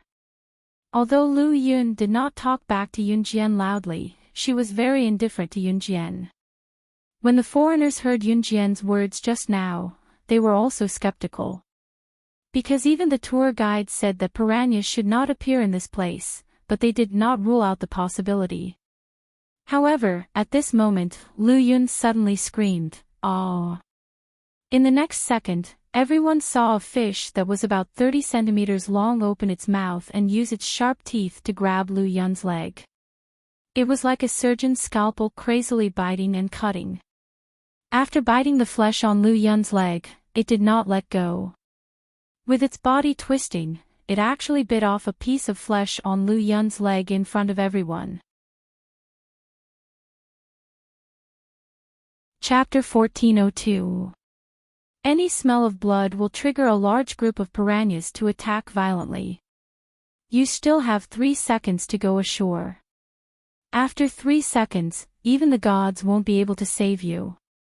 Yunjian said calmly as she looked at Lu Yun's leg that was bitten off by the piranhas. Piranhas usually attacked in groups. There was once a child who accidentally fell into a pond where piranhas were rearing. Within a few minutes, he was gnawed alive and turned into a horrifying skeleton. This was not nonsense. It was an ironclad fact. Ah! No! No! Lu Yun, who was bitten on her leg, was so scared that she didn't even care about the pain on her leg. She immediately jumped ashore. This piranha that bit her leg didn't want to let go. In the end, Lu Yun desperately shook her leg a few times before it let go. Lu Yun herself didn't see it. The second after she jumped ashore, everyone on the shore saw the piranhas behind her as if they were injected with chicken blood. They rushed towards her without any regard for their lives. Some of them even bit Lu Yun's skirt. They directly bit Lu Yun's skirt. Ah! Ah! Will they come ashore? Someone was so scared that he screamed and wanted to run away. Ah! It hurts. Lu Yun also sat on the ground and couldn't move. Waves of pain came from her leg. A piece of the flesh on her leg that was bitten by the piranhas had already fallen off. Just looking at it was terrifying, let alone actually experiencing it. Am I going to die? Lu Yun hugged her legs and started wailing. Everyone shut up. Just as the people on the scene were extremely noisy, each and every one of them was scared out of their wits. Some of them even wanted to go back the way they came and didn't want to continue this trip. Yunjian yelled at everyone to stop. Even Lu Yun was trying her best to endure the pain. She was so scared that she quieted down. Just now, it was Yunjian who said that there were piranhas in the river. Moreover, Yunjian said that, but the group of people around didn't believe her. Yunjian, how did you know that there's food in the river, piranhas? Dan Qingjie was so scared that he started to stutter. Yunjian did not answer Dan Qingjie's question directly. She glanced at everyone around them and spoke in English that everyone present could understand coldly. I'm sorry, but I'm sorry. If you want to survive in the Amazon forest, remember 3 things: don't touch anything, don't run around, and don't move around. If you can't even do these 3 things, then I can tell you very clearly that you only have 2 choices now. Leave this place or die. Yun Jian's gaze was as sharp as a knife. Every word that came out of her mouth was shocking. Even the tour guide who was leading the way was intimidated by Yun Jian's icy demeanor. Didn't you say that with someone guiding you, it's very safe to play in the Amazon forest? A burly man stepped forward and asked. This burly man was a foreigner, and he spoke in English. Ha! Yun Jian suddenly chuckled. In the next second, her gaze turned sharp and she reached into her bag. She didn't even look and accurately took out a knife from her bag. With a fling of her arm, the blade in her hand was flung at the bulky man. Ah, you! The burly man was shocked. However, before the burly man could react, the knife in Yun Jian's hand had already flown past him. That's... Just then, someone suddenly realized that behind the burly man, a cobra was nailed to a tree by Yun Jian's knife. This person was so scared that he screamed.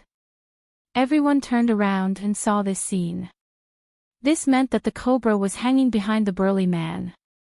If it wasn't for Yun Jian's timely action, then this burly man would have.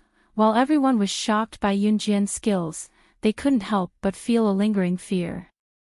However, they heard Yun Jian laugh coldly at the burly man. You can't even protect yourself, who else can you rely on? As she spoke, Yun Jian stood in front of everyone. She suddenly took out a bunch of knives from her bag and threw them on the ground. Then, she announced to everyone. Chapter 1403. The meaning of Yun Jian's words was that she would not team up with trash. The trash she referred to everyone present. In other words, although she had joined this tour group, she would not team up with anyone in the tour group. To put it bluntly, if the people present wanted to live, they had to do it themselves. Otherwise, even if someone died in front of her, she would not do it again. You! How can you be like this? Everyone came in with the tour group. How can you do something like watching someone die? Are you people all so uneducated? A blonde foreign woman pointed at Yun Jian in fluent English because she was afraid. As soon as the blonde foreign woman's voice fell, Yun Jian cast a sidelong glance at her. Her eyes emitted a sharp and eye-catching luster, coupled with the skill Yun Jian had just shown in front of everyone. The blonde foreign woman trembled and took a few steps back. Just when the blonde foreign woman was frightened by Yun Jian's frightening eyes and took a big step back, Yun Jian suddenly took a step forward. She stretched out her white slender hand and grabbed the blonde foreign woman's collar. She actually dragged the blonde foreign woman's figure to the spacious river where the piranhas gathered. The blonde foreign woman was directly suppressed by Yun Jian in 3 seconds. As long as Yun Jian gently let go, the blonde foreign woman would fall into the river and become a meal for the piranhas. The blonde foreign woman immediately realized that her collar was being pulled by Yun Jian. Her body was tilted. As long as Yun Jian let go, she would become a meal for the piranhas below. Just now, Lu Yun was bitten by a piranha and a piece of meat was bitten off. Now there are hundreds of piranhas in the river. If Yun Jian let go, no. Let me go, the blonde foreign woman was scared.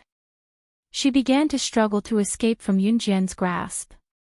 However, Yun Jian's strength was so great that the blonde foreign woman had no room to break free. For the first time, the blonde foreign woman felt terrified and regretted what she had just said. At this time, Yun Jian's soft words reached the blonde foreign woman's ears. At the same time, everyone present was shocked. So you can choose not to listen to me. Don't worry, I'll let you experience what it's like to be uneducated. With that, Yun Jian loosened her grip. The blonde foreign woman was suppressed by Yun Jian, and the back of her head and back faced the hundreds of piranhas in the river. The blonde foreign woman could not loosen her grip on Yun Jian. If Yun Jian were to loosen her grip, the blonde foreign woman would end up in the mouths of the thousands of piranhas. This made the blonde foreign woman feel as if her scalp was numb and she was frightened. Yunjian suddenly said this. Before the blonde foreign woman could react, Yunjian had already let go of her hand. The blonde foreign woman immediately fell into the river with her back facing downwards. Ah! I don't want to die. Ah! At the same time, the blonde foreign woman screamed. She was scared out of her wits and didn't even know how to react. Just when the blonde foreign woman fell 10 centimeters into the river, Yunjian suddenly reached out and grabbed the blonde foreign woman's collar again, preventing her from falling into the river. The piranhas in the river began to leap and jump, wanting to hunt the blonde foreign woman, a huge delicacy. Some of the fish even bit the blonde foreign woman's loose trousers and tore off her trousers and clothes in a few bites. Everyone present was frightened. They couldn't imagine how miserable the blonde foreign woman's fate would be if Yunjian loosened her grip. At this time, Yunjian's faint voice sounded in a trance. She sneered and said to the blonde foreign woman, "I can kill people easily. What's the point of not saving a life?" As soon as these words came out, coupled with Yunjian's actions at the moment, the surrounding people were horrified. She really dared. Chapter 1404. Yunjian's words stimulated the hearts of everyone present, especially Ren Zhongwei and Dan Qingjie, who invited Yunjian to join their group. Ren Zhongwei and Dan Qingjie both thought that Yunjian was just an ordinary girl, so when Yunjian and Muing wanted to go to the Amazon forest alone, they came to invite them. That was because Yunjian and Muing were two girls, and under the circumstances where it was dangerous for them to go alone, the possibility of them joining the group was higher. Later on, Yunjian and Muing really joined their tour group, which made Ren Zhongwei and Dan Qingjie even more certain that Yunjian and Muing were just weak girls. But Yunjian's performance just now was not weak at all. That strange skill, that amazing observation. If it wasn't for Yunjian, whether it was Lu Yun or the foreign man, they would not be able to escape death. Just when the blonde foreign woman was scared out of her wits, Yunjian directly pulled her up from the river, and then stretched out her leg to kick the blonde foreign woman away. The blonde foreign woman was already scared out of her wits. After being thrown to the ground by Yunjian, the foreigners who were with her immediately came forward to help her up. Yunjian turned around. After she scared the blonde foreign woman, she walked over and picked up the blades that she had spread out on the ground. A piece of flesh on Lu Yun's leg was bitten off by the piranhas. Among the few people in the tour group, there was a medical staff. This medical staff anesthetized Lu Yun's leg, and Lu Yun temporarily did not feel pain. Yunjian picked up the blades on the ground one by one, and then in front of everyone, hid the blades one by one in every corner of her body. These blades were hidden by Yunjian in her hair, clothes, and everywhere she hid, the blades completely disappeared without a trace. Yunjian, on the other hand, was the same as when she first arrived. There was no trace of a hidden weapon on her. Yunjian simply threw away her bag, and then hid the butterfly knife, 2 daggers, and the blades in the bag to her side. This bag was not given to her by Qin Yiru, so Yunjian did not feel the slightest bit of reluctance to throw away this bag. This. Who the hell are you? How can you hide weapons on your body without anyone noticing? Dan Qingjie was very surprised. He saw Yunjian hide so many weapons on her body. But strangely, after Yunjian hid so many blades and weapons on her body, it was as if these things were not hidden by her at all, and no one could see any traces of hidden weapons on her body. After being reminded by Dan Qingjie, the surrounding people all realized this point and were a little surprised. Just as Yunjian was about to hide the last 3 blades on her body, He Liqing suddenly reached out and took the 3 blades from Yunjian's hands. Then, He Liqing stood up and looked at Yunjian, with a hint of determination in her eyes. She said, Yunjian, I've decided, I'm not going to be a useless person. I'll walk out of the Amazon forest with my own strength. This trip will not be in vain. Heartwarming was a very mature woman. From the beginning Yunjian felt that she was like a big sister. Yunjian had a good impression of Heartwarming. Heartwarming's words made Yunjian squint her eyes. She was obviously satisfied with Heartwarming's performance. But with Heartwarming taking the lead, the 20 people around them were still indifferent. Walking out of the Amazon forest with her own strength, this sentence was easy to say, but if one really chose to do it, normal people would not have the courage to do so. Not long after Heartwarming said this, there was another group of people's voices coming from the entrance of the Amazon forest. Obviously, the people following the group were not only Yunjian's group. Maybe because Yunjian's group had delayed for a long time, the people following the group had caught up.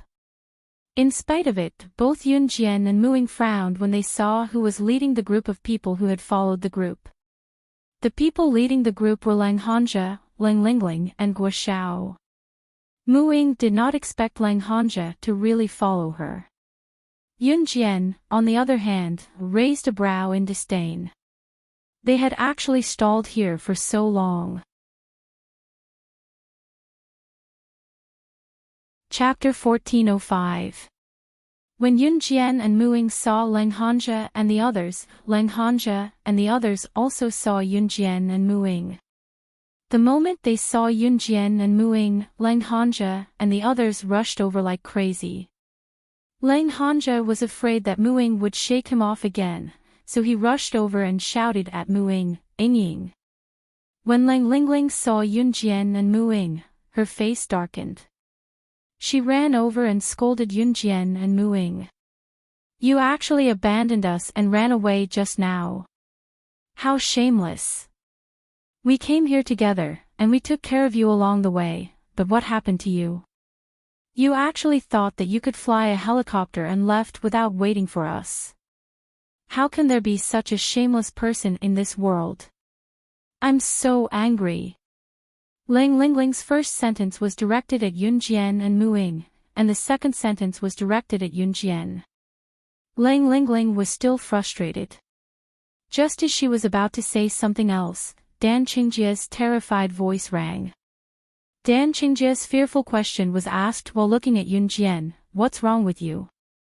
You know how to fly a helicopter? How old are you? You know how to fly a helicopter?" Lang Lingling's casual words caused an uproar among Dan Qingjia's group of people. As soon as these words came out, everyone was shocked and couldn't react for a moment. Yunjian knew how to fly a helicopter. That wasn't a car. It was a helicopter. A helicopter pilot had to learn for a few years before he could officially operate a helicopter, let alone fly one. "I'm a pilot. I accidentally saw this girl from Z country flying a helicopter." At this moment, a clean-looking foreign man with a high nose bridge and brown hair spoke in English. Everyone present could speak English, and their English was not bad. So when the foreign man spoke, everyone turned to look at Yunjian. However, the foreign man who claimed to be a pilot exclaimed, and his tone was full of admiration for Yunjian. "I've been flying for more than 10 years, and I've seen many old pilots operate a helicopter. Today is the first time I've seen a girl operate a helicopter with such precision. This doesn't seem like something a teenage girl can do. Even my master, Captain Mitterrand, can't fly a helicopter so perfectly like her. She avoided the airflow and operated it smoothly without any turbulence." The foreign man who claimed to be a pilot had already reached the point of admiration for Yunjian. When the people around them heard the foreign man's words, they were all stunned. Lang Lingling originally wanted to scold Yunjian, but she didn't know that the people around her admired Yun even more. "Pfft, what are you bragging about? Who knows if you're with her and purposely praising her?" Lang Lingling glared fiercely at Yunjian, and just when she was about to refute, Yunjian suddenly narrowed her eyes, and she felt the slight change in the atmosphere. In the next second, the birds and beasts in the silent forest suddenly screamed and retreated as if they had met their natural enemy. What's wrong?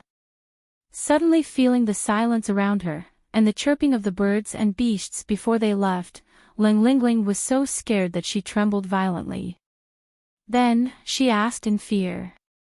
Just as he asked the question, a group of black people jumped out from all directions. These people were wearing clothes made of various animal skins. A few of them were bare-chested, and they held sharp wooden weapons in their hands. They surrounded Yunjian and the others in the middle. When they saw these people, who jumped out from all directions, the people around them exclaimed. The tour guide even shouted in surprise. Chapter 1406. When the tour guide saw the group of savages suddenly rushing out of the forest, he was obviously shocked. There was one reason for this shock, and that was that this group of savages was actually called the Savages tribe. There wasn't much difference between the savages and ordinary humans, but there was one difference. Although the savages didn't look much different from ordinary humans, their way of life was completely different. The savages in the Savages tribe were used to wearing clothes made of animal fur. Even their weapons were the most primitive bows and long weapons. The Savages tribe had their own language of communication and they were usually as ferocious as beasts. Although the tour guide knew that there was a Savages tribe somewhere in the Amazon forest, he was never worried about encountering savages. That was because the savages in the Savages tribe had their own territories. Other than a few Amazon forests, they would never enter other territories. They were the kings of the Amazon forest. They had their own territory in the Amazon forest. They would never leave their territory to look for food in other places and would never allow outsiders to enter their territory.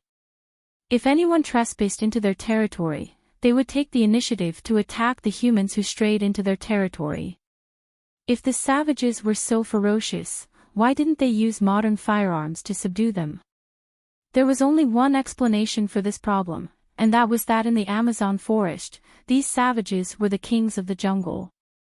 They were familiar with the terrain and knew how to use the terrain to avoid guns. They could even jump around freely like monkeys using the branches and vines of the forest. That was why guns could not hit the savages. Entering the Savages tribe was a huge taboo in the Amazon forest.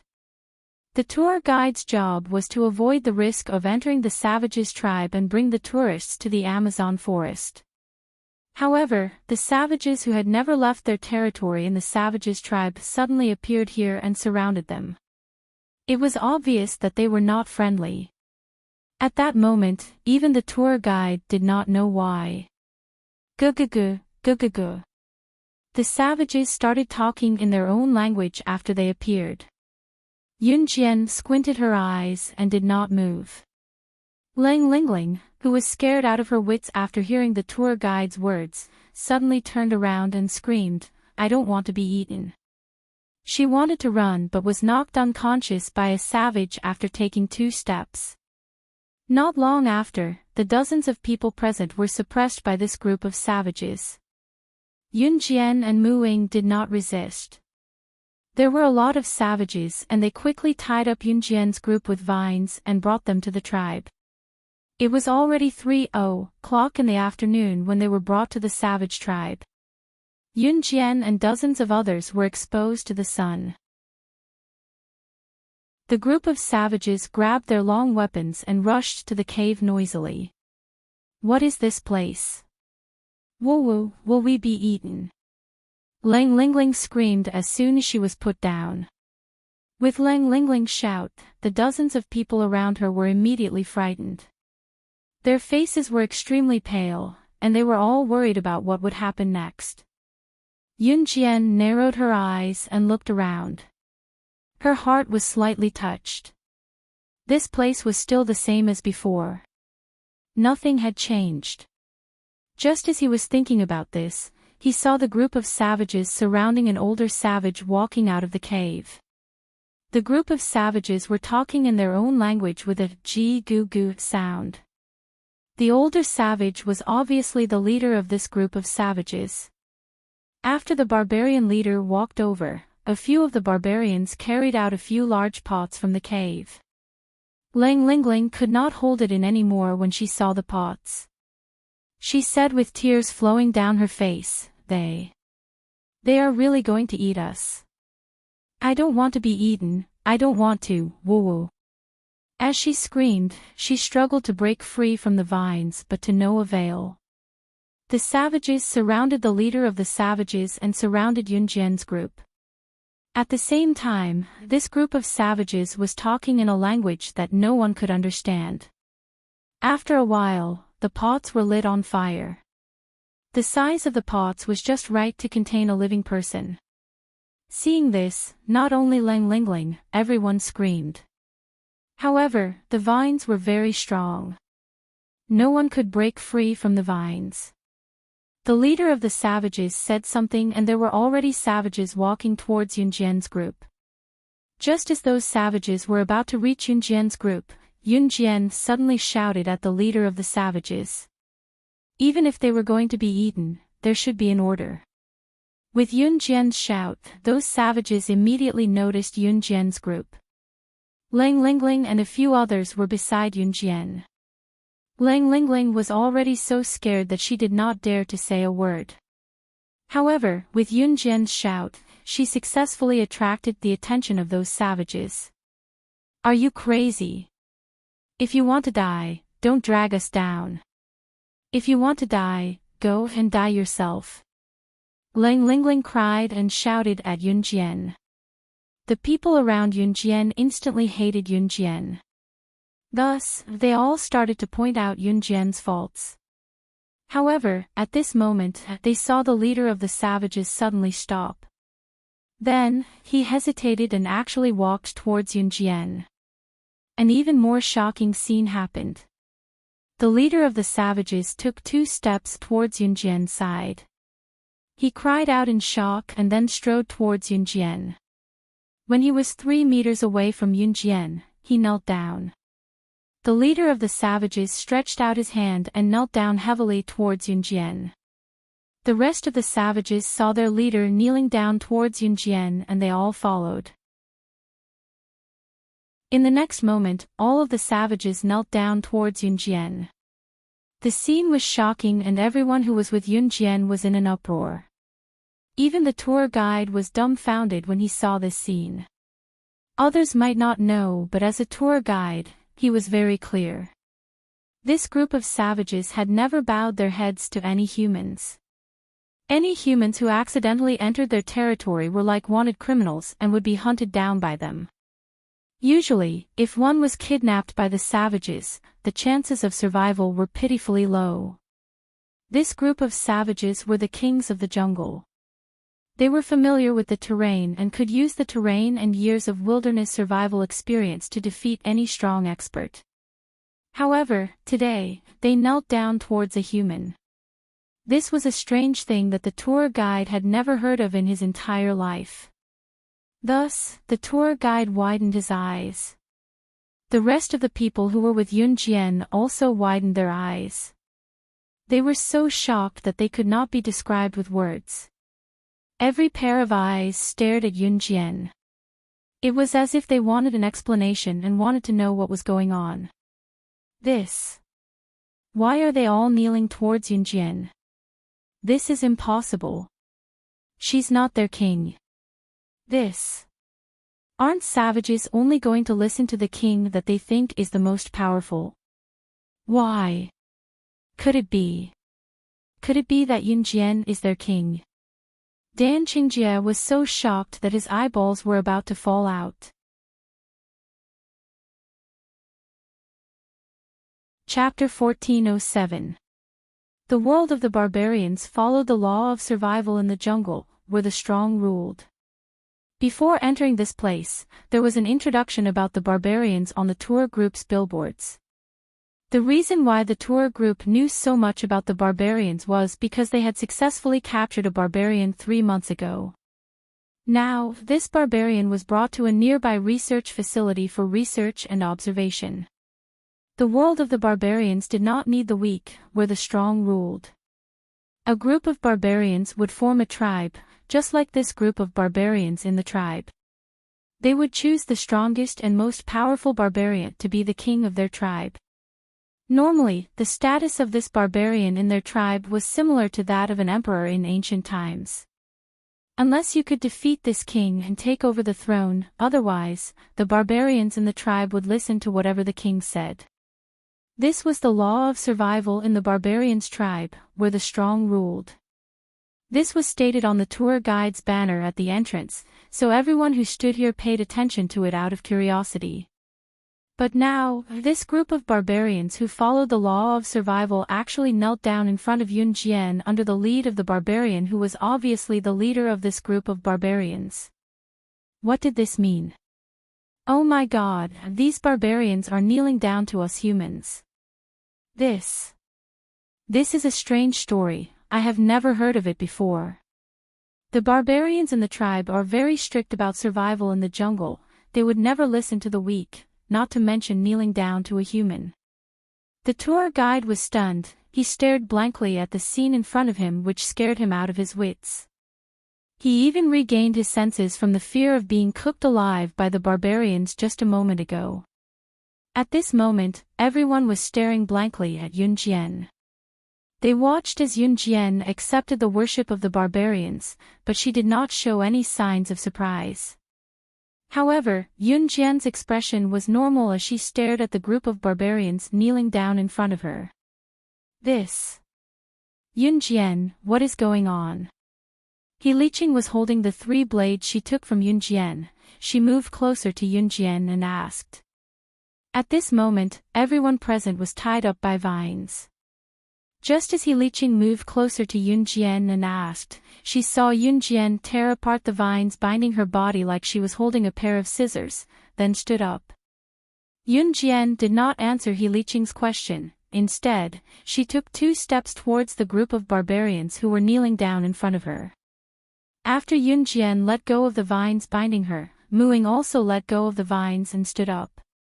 Yun Jian and Muing looked as if they were not tied up by the vines at all. This scene frightened everyone around. Because Yun Jian and Muing were indeed tied up just now. Therefore, the current situation could only be explained by the fact that the vines binding them were not a problem at all. Hey, you guys! Hurry up and untie us. Seeing that Yun Jian and Muing had broken free from the ropes, Ling Lingling felt uncomfortable being tied up by the vines, so she shouted at Yun Jian and Mu Ying's backs in a delicate manner.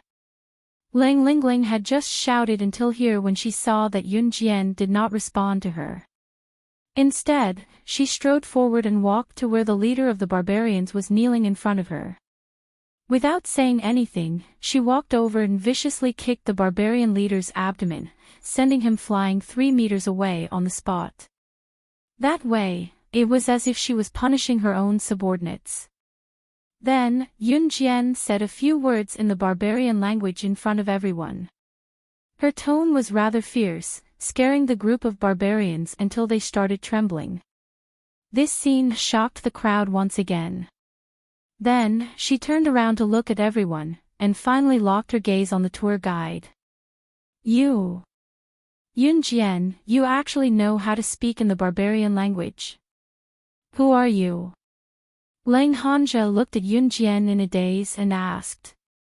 Yun Jian, who was asked the crux of the matter, smiled faintly, but said something that shocked everyone present.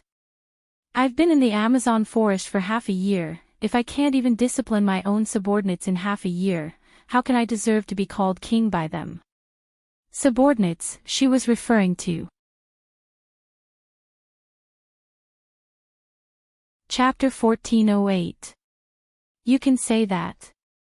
Yun Jian said as she walked in front of the tour guide. Standing in front of the tour guide, Yun Jian looked down at the tour guide who was still tied up by the vines. Then she asked the tour guide, where is the research facility? Where is the barbarian that you captured? Although Yun Jian's words were a question, it didn't seem like she was asking a question. Instead, it sounded like she was interrogating the tour guide. The tour guide trembled. Perhaps it was because Yunjian's kick that sent the barbarian leader flying was too ruthless. The tour guide was a little scared. He quickly said, "It's in a building 200 meters away from the entrance of the Amazon forest. There is an Amazon forest wildlife research facility there. The barbarians that were captured earlier were also kept there for tourists to enjoy." The tour guide lost his confidence in the end. If the tour guide didn't guess wrongly, the reason why Yunjian chose to follow the tour group was because she saw the description of the barbarian that was just captured on the tour group at the entrance. The truth was that Yunjian followed the tour group because she saw the description of the barbarian that was captured and kept in the research facility. It was even kept for tourists to enjoy. The barbarian tribe actually owed Yunjian a favor in the past. When she first entered the Amazon forest, Yunjian didn't know anything. Later on, she accidentally entered the barbarian tribe. Because of Yunjian's strength, the barbarians couldn't do anything to her. After following this group of barbarians, Yunjian quickly learned how to survive in a natural environment like the Amazon forest. Later on, Yunjian directly became the queen of the barbarian tribe.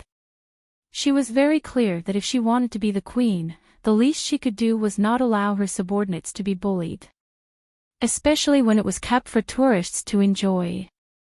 This was something that Yunjian couldn't tolerate. That was why Yunjian joined the tour group to find out more information. As for why the barbarians left their own territory to attack the humans, it was because after the previous barbarian was captured, the barbarians who had a collective consciousness wanted to find their companion that was captured. In fact, because the barbarian was captured by humans, the group of barbarians hated humans. Just now, this group of savages really wanted to cook and eat Yunjian and her group alive. And because Yunjian had changed so much, the group of savages did not recognize Yunjian at all. After all, Yunjian was still very young when she stayed in the Amazon forest for 6 months. Her physical body was still that of her previous life. "Take me to the Wildlife Research Institute now," Yunjian said to the tour guide. As soon as Yunjian spoke, the tour guide looked a little embarrassed. The tour guide was here to lead the way.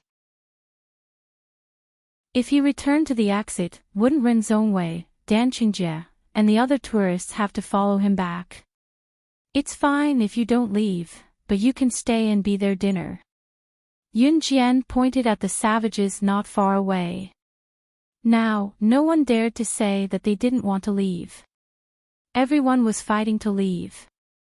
Therefore, the group quickly untied the vines and walked towards the entrance of the Amazon forest. There was still some distance to the entrance of the Amazon forest.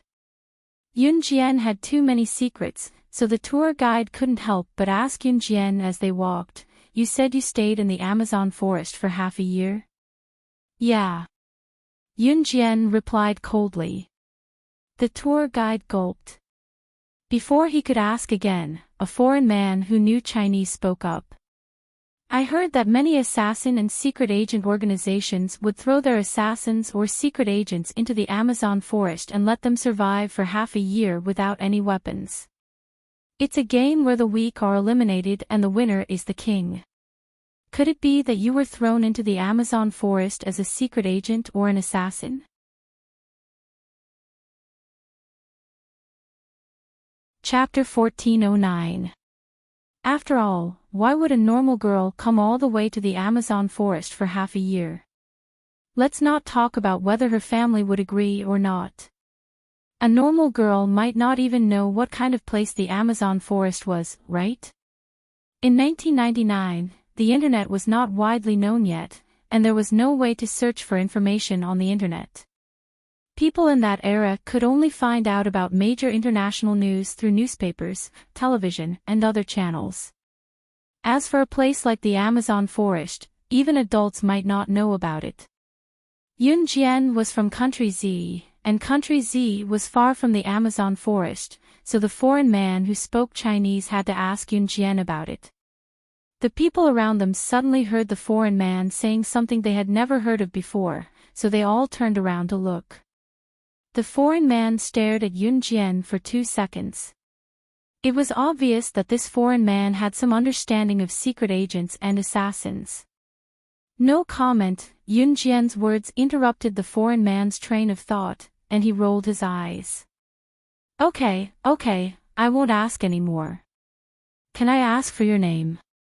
Oh right, before I ask for your name, I'll tell you mine first. My name is Bala, I'm from country G. After the foreign man named Bala introduced himself to Yun Jian, he walked side by side with Yun Jian while looking at Yun Jian. It seemed like he wanted to get her name from Yun Jian. Yun Jian, she said briefly, there was nothing to hide. Oh. Yun Jian, that's a nice Chinese name. Bala praised after hearing it. Yun Jian did not reply after that.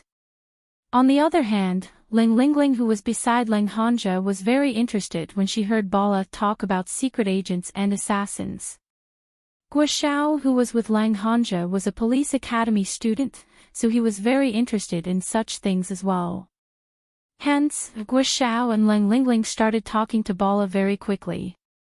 Ling Lingling especially, she had never heard of secret agents and assassins, so she started chatting happily with Bala. Do secret agents and assassins really exist in this world? I always thought that they only existed in movies. Ling Lingling said to Bala longingly. Bala laughed heartily, and then said to Ling Lingling, of course it exists. And it's very likely that it's right next to you. When he said this, Bala seemed to be deep in thought. His gaze even drifted slightly. Really? Ling Lingling shrunk back in fear. She swallowed her saliva and asked Bala cautiously, how did you know all this? I specifically looked into it. Bala said with a smile. Ling Lingling, Guo Xiao, and Bala's laughter could be heard along the way. Yun Jian and Mu Ying, who were walking at the front, remained calm and collected. Lu Yun's leg was bitten by the piranhas. At this moment, because she was anesthetized, she was supported by someone to move forward. For the time being, there was no fatal pain. At this moment, Ling Lingling, who was standing behind Yun Jian, once again asked Bala with an expectant tone, then who is the best secret agent or assassin in this world? Do you know? Hearing Ling Lingling's question, Bala paused for a moment before answering Ling Lingling seriously. At the same time, his tone became solemn. If you ask who is the best secret agent or assassin in this world, it's none other than the #1 secret agent, slaying God. Hearing the 2 words slaying God, even Ling Lingling, who had always ignored Yun Jian, could not help but become more solemn. When the people around them heard the 2 words, they paused in their steps as well. However, Bala's words were heard again. Slaying God, the #1 secret agent on the secret agent ranking, is the best secret agent in this world. She's the only secret agent who has escaped the control of an Hun organization. At the same time, she's also the true king of completing missions with a success rate of 100%. Chapter 14:10. Ling Lingling's tone was cautious when she asked the question, as if she was afraid that she might have asked something she should not have. In Ling Lingling's opinion, Bala must be an outstanding talent to know about such a powerful character. Therefore, Ling Lingling's attitude toward Bala was filled with obvious admiration. Yes, she's definitely the most powerful character on the secret agent and assassin leaderboard. Bala nodded solemnly at Ling Lingling. Oh yeah, who's the Hun organization that you mentioned earlier? Guo Xiao asked, catching on to a detail that Bala had mentioned earlier. Bala patiently explained to Guo Xiao as soon as Guo Xiao opened his mouth to ask. The Hun organization is the world's top assassin organization. Its position is on par with the Kosha mercenaries. If you accidentally offend the Inhun organization or the Kosha mercenaries internationally, you'll be hunted down and killed. Even the people on the secret agent or assassin leaderboard are powerless against them. Bala was very patient when it came to secret agents and assassins. It was rare to meet someone who was interested in secret agents and assassins. Bala could not wait to tell Ling Lingling and Guoxiao everything that she knew. Then, does that include the most powerful slaying god that you mentioned earlier? Ling Lingling's tone was filled with admiration when she mentioned slaying god. It was as if she was talking about someone whom she admired the most. Ling Lingling's tone even became cautious.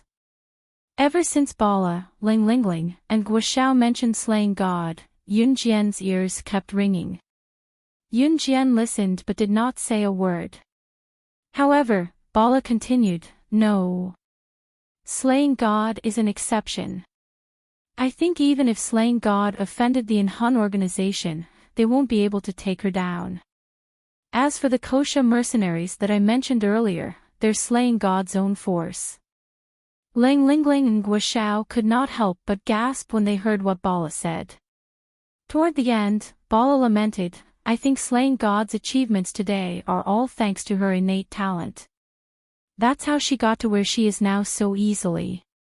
Her talent is really enviable." Bala's lament made Ling Lingling and Guoxiao fall silent.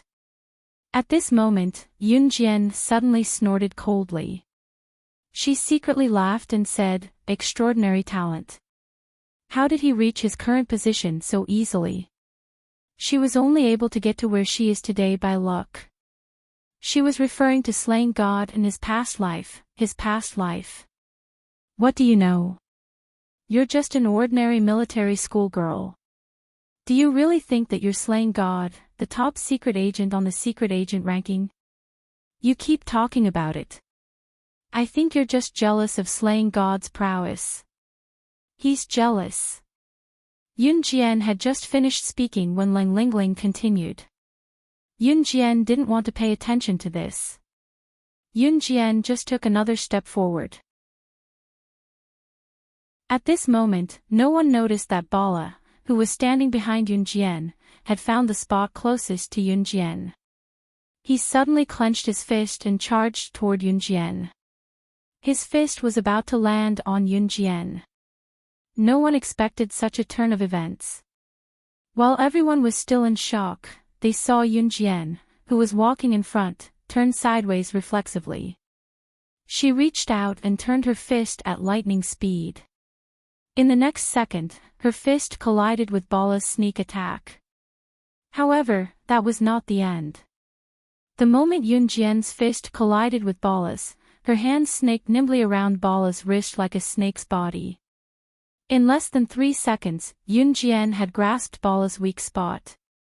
With a tug, she pinned Bala's hand down and used the force of her hand to pin Bala to the ground. This turn of events did not take more than 5 seconds. 5 seconds. Before anyone could react, Yun Jian had already subdued Bala, who had ambushed her, and ended the battle. When everyone realized what had happened, they were dumbfounded. No one expected Yun Jian to be so agile.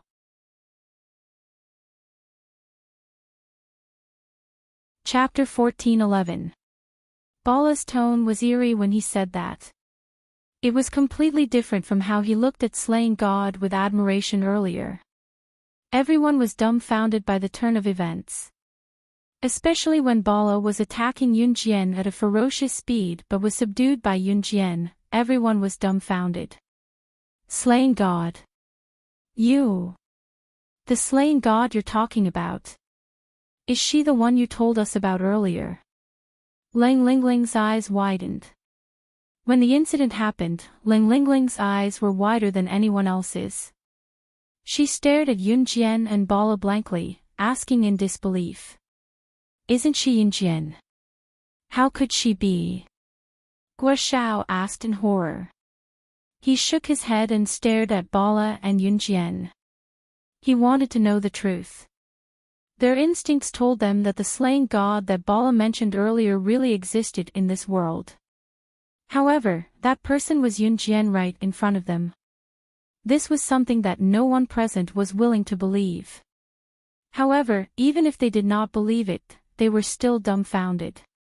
Yun Jian narrowed her eyes. She grabbed Bala, but before she could speak, Bala had already turned his head to the side. Although Yun Jian held his hand, Bala still spoke to Lang Lingling, Guo Lang Hanja, and the rest. How is that possible? How is that not possible? Didn't you see it clearly earlier? She captured me in an instant. I don't know anyone in this world who can capture me in an instant other than slaying God. Bala cackled and continued, I'm the second assassin on the assassin chart, Janice. Since I started my career, I've only met one opponent and that person is slaying God. As he spoke, Bala stretched out his free hand and placed it on his face. He gently tore out a line along the contours of his face. Then, that familiar face was directly peeled off.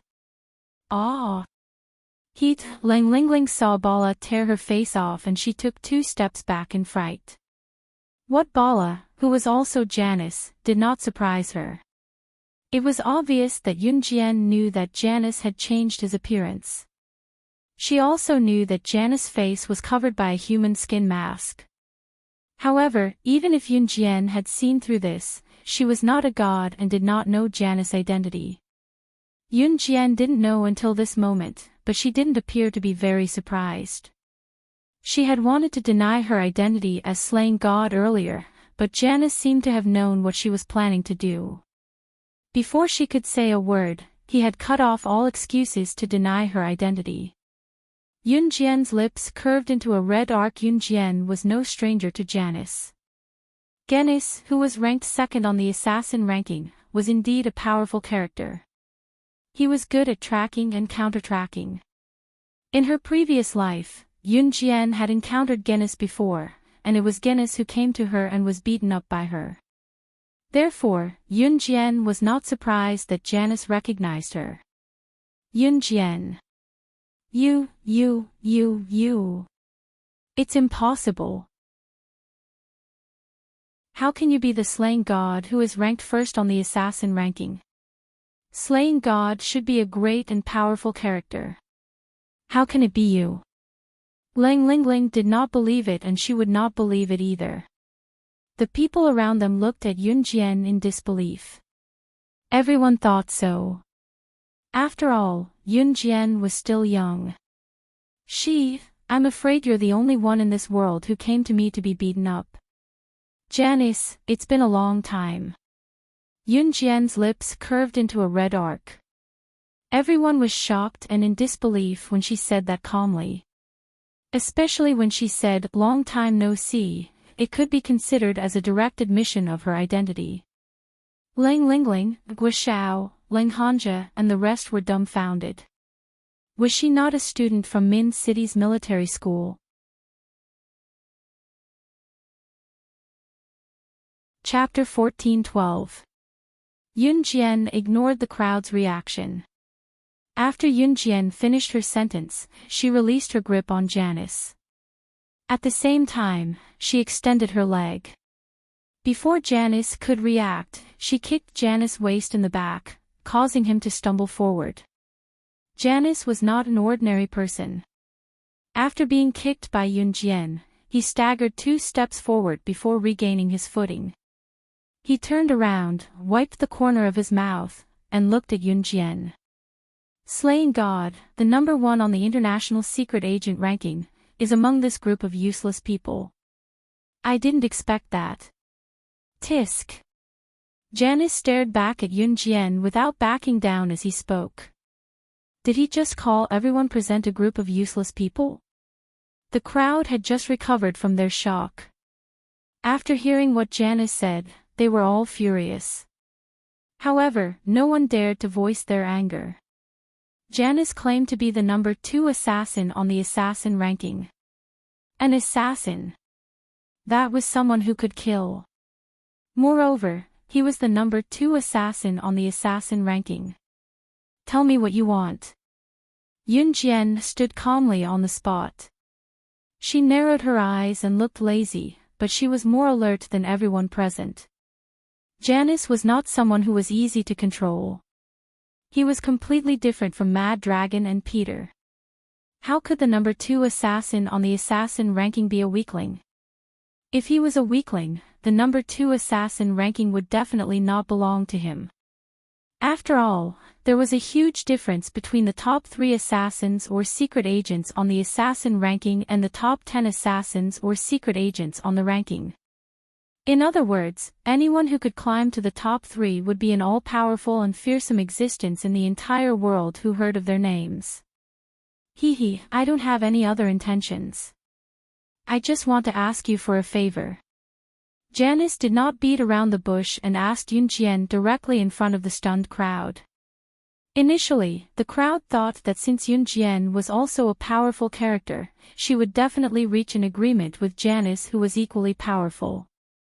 After all, it was common knowledge to have one more friend and one less enemy. Just when everyone thought that Yunjian would gladly agree to Janice's request and even befriend him, she spoke abruptly, "You're right. You have to know that with your skills, you don't have the right to ask for a favor from me." Yunjian's words were laced with arrogance. The crowd was stunned. However, Janice continued to speak to Yunjian, "TSK. In that case, we'll have to face each other head-on." With that, Janice reached out and took out a Browning pistol from the travel bag that he had been carrying along. Janice held the pistol in his hand and pointed the muzzle at Yunjian. When the crowd saw the Browning pistol, they all became restless. "Gun. It's a gun." "Ah." The one who reacted the most was Lang Lingling.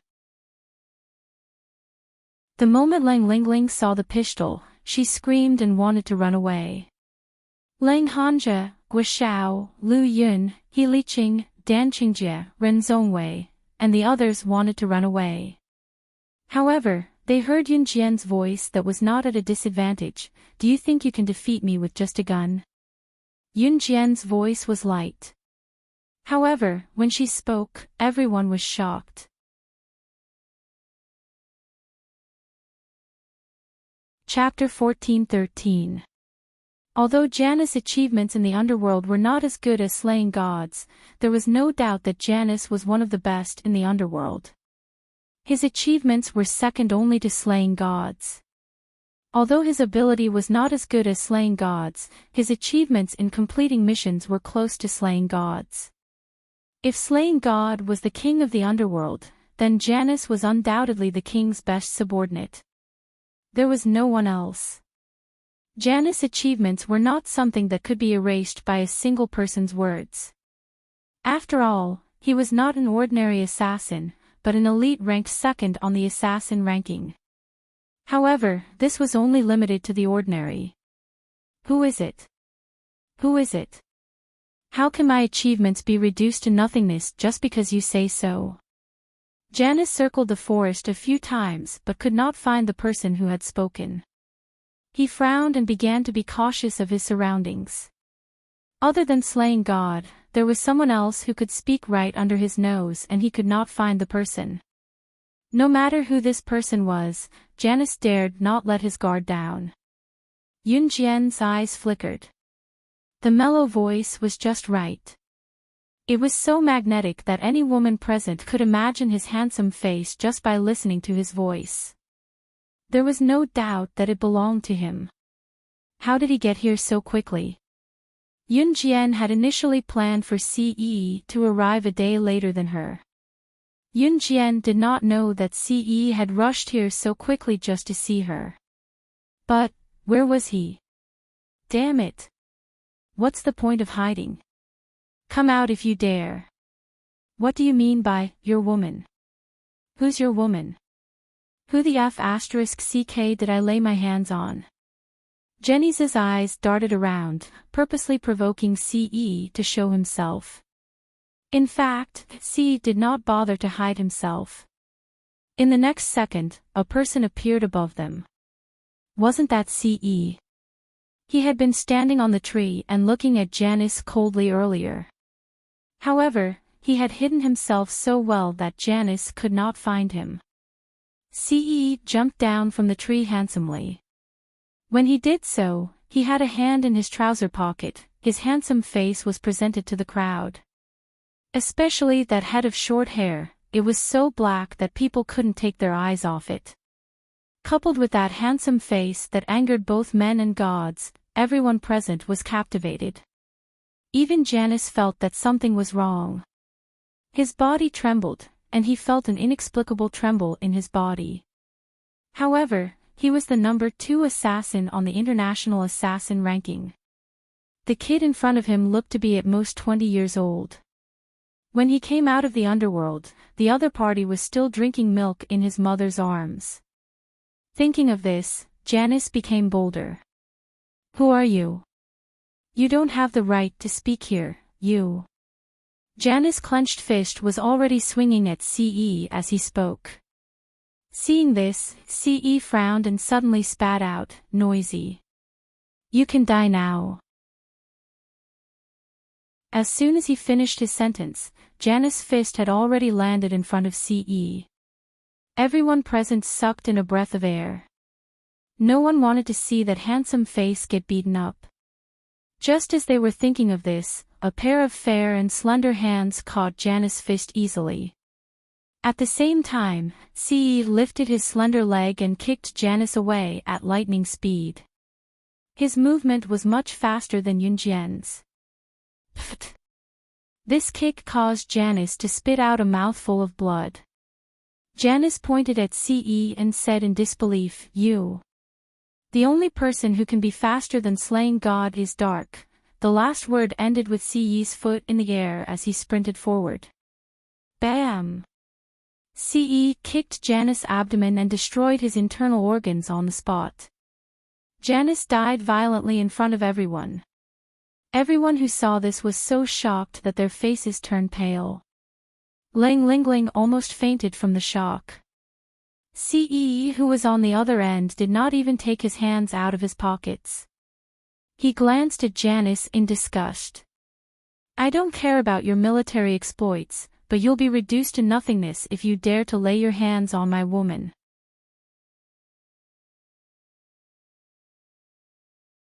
Chapter 14:14. Yunjian gulped. Janice was an unexpected character to begin with. Yunjian did not plan to get rid of him. She even had the thought of roping him into the Kosha mercenaries. After all, if someone like Janice were to join the Kosha mercenaries, the Kosha mercenaries' forces would definitely double. Ever since the Kosha mercenaries had gotten rid of the subordinates of the previous Kosha mercenaries boss, the old men's forces had been completely eliminated as well. Of course, the consequence of this was that the Kosha mercenaries' forces had yet to be reorganized for quite some time. Therefore, Yunjian's favorite thing to do now was to rope people into her Kosha mercenaries. However, with Ce's interference, just as she thought about it, a hand appeared around her waist. Ce pulled Yunjian into his arms and pressed himself against Yunjian, his deep voice coming from above. "Xiao Jian, what are you thinking about? Why did you kill him?" Yunjian asked with a frown. Ce's expression darkened at the question. "Isn't it better to kill him?" "I wanted to invite him to join the Kosha mercenaries," Yunjian stated her intention. "Xiao Jian, as long as you serve me well, the entire Hun group will be yours."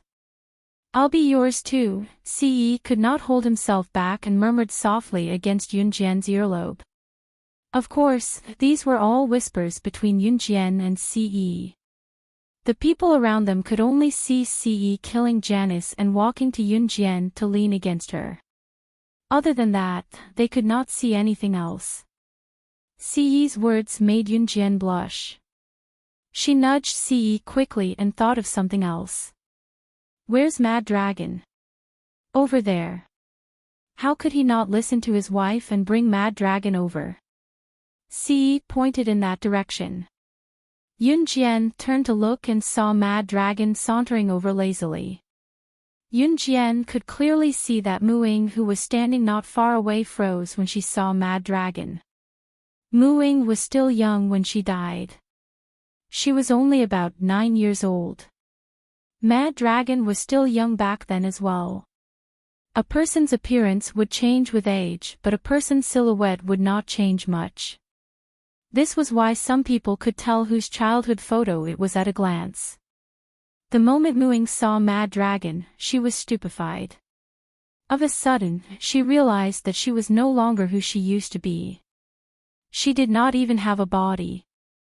She was only left with a consciousness. This consciousness was transferred to this little girl by the perverted professor back then. Right now, he was like a walking corpse.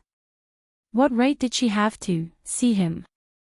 Lang Hanja could clearly see the change in Mu Ying's expression when she saw Mad Dragon. He felt very uneasy. Ying. Lang Hanja looked at Muing. He wanted to help Muing up, but Muing did not let him touch her and ran into the depths of the forest.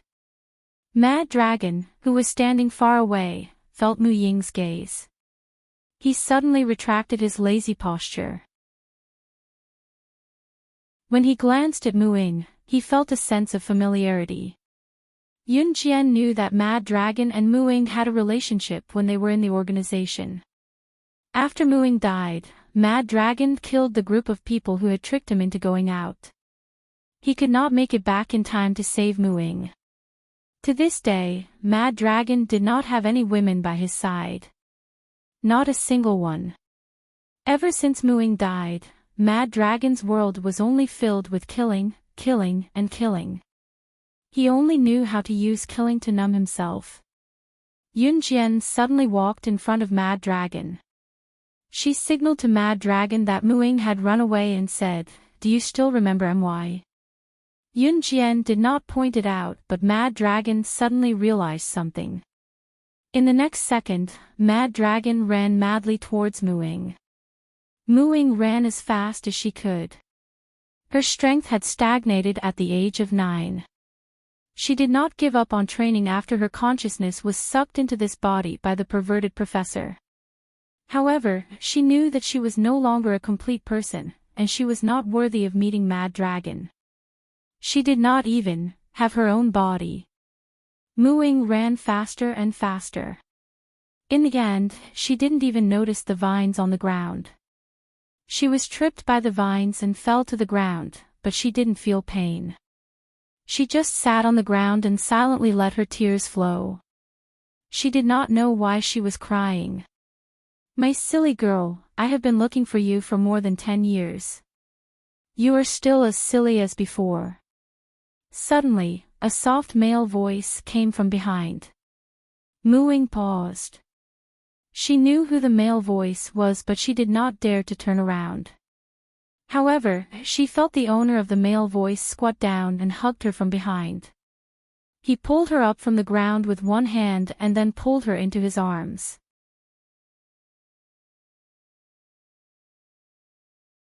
Chapter 14-15. After Mad Dragon finished speaking, Mu Ying's body trembled even more. It was a feeling of agitation, excitement, happiness, and despair. She didn't know what to say, and neither did Mad Dragon. The two of them stood there in a daze. Mad Dragon hugged her and didn't move an inch. It wasn't until the sound of footsteps came from behind her and a furious male voice rang out that everything was stopped. This furious male voice came from the mouth of the boy she had been familiar with for more than 10 years, but had never fallen in love with. "Who are you? Let go of my Ying." After Yun Jian saw Muing running away, Mad Dragon chased after her. In the end, Lang Hanja chased after her as well. After Lang Hanja chased after her, Lang Lingling, Guo Xiao, and the rest all ran after her. The only people left standing were Dan Qingjie and the two groups of tourists. When Yun Jian saw this, she also ran over. Before she ran over, she said to Ce, "I'll go take a look." After Yun Jian went over, Ce scanned the scene with a pair of sharp eyes. Then, she left with Yun Jian, "I'll kill whoever dares to come over." Coupled with the sight of Janice's corpse on the ground, everyone's legs stiffened. At this moment, no one dared to follow them. However, they didn't dare to leave this place on their own. After all, this was the Amazon forest. Coupled with the danger they had encountered previously, this group of people could only stand there and wait for Yunjian to return. When Yunjian arrived, she saw Ling Hanja looking at Mad Dragon hugging Muing. He roared at Mad Dragon, "Who are you? Let go of my Yingying," and rushed forward. Lang Lingling, who was standing behind Lang Hanja, shouted at Lang Hanja's back, "Brother." Then, she glared hatefully at Muing, who was being hugged by Mad Dragon from behind. It's all her fault. It was all her fault. Go to hell, why don't a fickle woman like you go to hell? My brother has been chasing you for so many years. If you were a human, you would have responded to him long ago. What about you? Not only did you not respond to him, but you even hugged another man. How shameless. Lang Lingling didn't give any face to Muing and cursed her with all kinds of words. Just as Lang Hanja was about to run forward and try to pull Mad Dragon away from Mu Ying's waist, Mad Dragon suddenly reached out a hand and grabbed Lang Hanja's collar. Lang Hanja was thrown far away. Brother! Brother! Ah, you two are having an affair. Shameless! Lang Lingling saw her brother Lang Hanja being thrown out. She was so angry that she wanted to rush over. Lang Lingling wanted to rush forward, but she was caught by Yunjian. Yunjian grabbed Lang Lingling's collar and slapped her 3 times. Slap! Slap! Slap! The 3 slaps were exceptionally loud in the silent forest. When Lang Lingling came back to her senses, she glared at Yunjian angrily. How dare you hit me? Why wouldn't I dare to hit you? Your brother's feelings for Muing are just one-sided. Does she have to be with your brother just because he likes her? Yunjian scoffed. No. No. Ying and I are from the same world. Since we were young, everyone around us said that we're a match made in heaven. Moreover, we're both from military families, so we're the best match. He's a despicable person. He's a despicable person. Lang Hanja was in pain, but he endured it and got up from the ground. He pointed at Mad Dragon and said hatefully.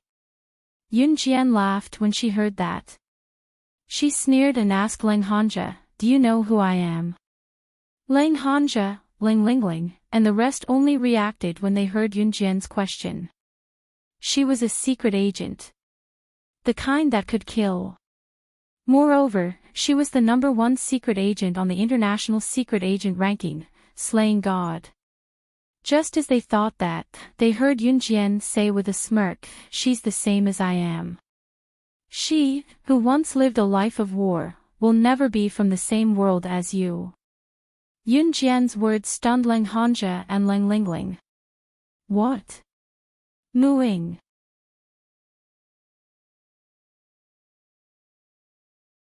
Chapter 14-16. They would never be from the same world. His Muing was also a secret agent. Lang Hanja was stunned. He had never thought of this possibility. Lang Hanja was already shocked when he found out that Yunjian was the #1 secret agent on the secret agent ranking list. He never expected Yunjian to say that he and Muing would never be from the same world. Because was she the same as Yunjian? No. That's impossible. Ying has always been by my side since I was young. She never left me. How could she be the kind of person you're talking about? I don't believe it. You're that kind of person yourself. Don't compare my Ying to you. Lang Hanja loved Muing to the point of insanity. He didn't believe Yunjian's words at all. He even yelled at Yunjian. Yunjian chuckled at Lang Hanja's words. Muing stood up and let go of Mad Dragon's embrace. She stopped Yunjian. Yunjian, this is my problem. I'll settle it myself. Mu-ying had recovered from the tense atmosphere. Okay. Yunjian nodded and stood beside Ce, who had just walked over. Lang Hanja looked at Mu-ying with pleading eyes, as if he wanted to get the answer he wanted. But Mu-ying said, Yunjian is right. I'm not the real Mu-ying. I'm just a wisp of consciousness. The real Mu-ying died in a car accident when she was young. Do you still remember that crazy doctor? He was the one who injected my consciousness into the dead Mu-ying. As for me, I was just a nameless assassin in the Inhun organization back then. I was once abducted into the organization along with hundreds of other children. I lived an ignoble existence in the cruel world. In the end, my limbs were cut off, my heart was dug out while I was still alive, and I was a pitiful little girl who was torn apart by wolves and dogs. Your Mu-ying, your beloved Mu-ying, is dead. Mu-ying's words hit the nail on the head. Lang Hanja was stunned by Mu-ying's words. He couldn't believe it, and he didn't dare to imagine that the girl he had loved since he was a child had changed halfway through. You're lying to me. Lang Hanja shouted at Mu-ying like a madman. Mu-ying stopped breathing after the car accident. I was the one who came back to life when she was buried, so she is already dead. I am me, I am My. Mu-ying suddenly raised her voice. This made Lang Hanja completely believe him, and his mind was in a mess. If that was the case, then what was he? Did he love the young Mu-ying or the current Mu-ying? What was he after? Lang Hanja sat on the ground, completely paralyzed. How did you die? Cut off your limbs. Dug out your heart. Torn apart by wolves and dogs. This is a lawful society. How could such a cruel thing happen? Lang Lingling didn't care if Lang Hanja believed it or not. Lang Lingling's focus wasn't on the fact that Mu-ying was no longer the Mu-ying she used to be. Lang Lingling, Guo and the others were just normal students after all. They had never heard of such a horrifying way of dying. Not to mention that such a horrifying person was standing right in front of them. Lang Lingling felt a chill run down her spine. Mu-ying didn't reply to Lang Lingling, but Yunjian did. Yunjian smirked and told Lang Lingling, "You're right."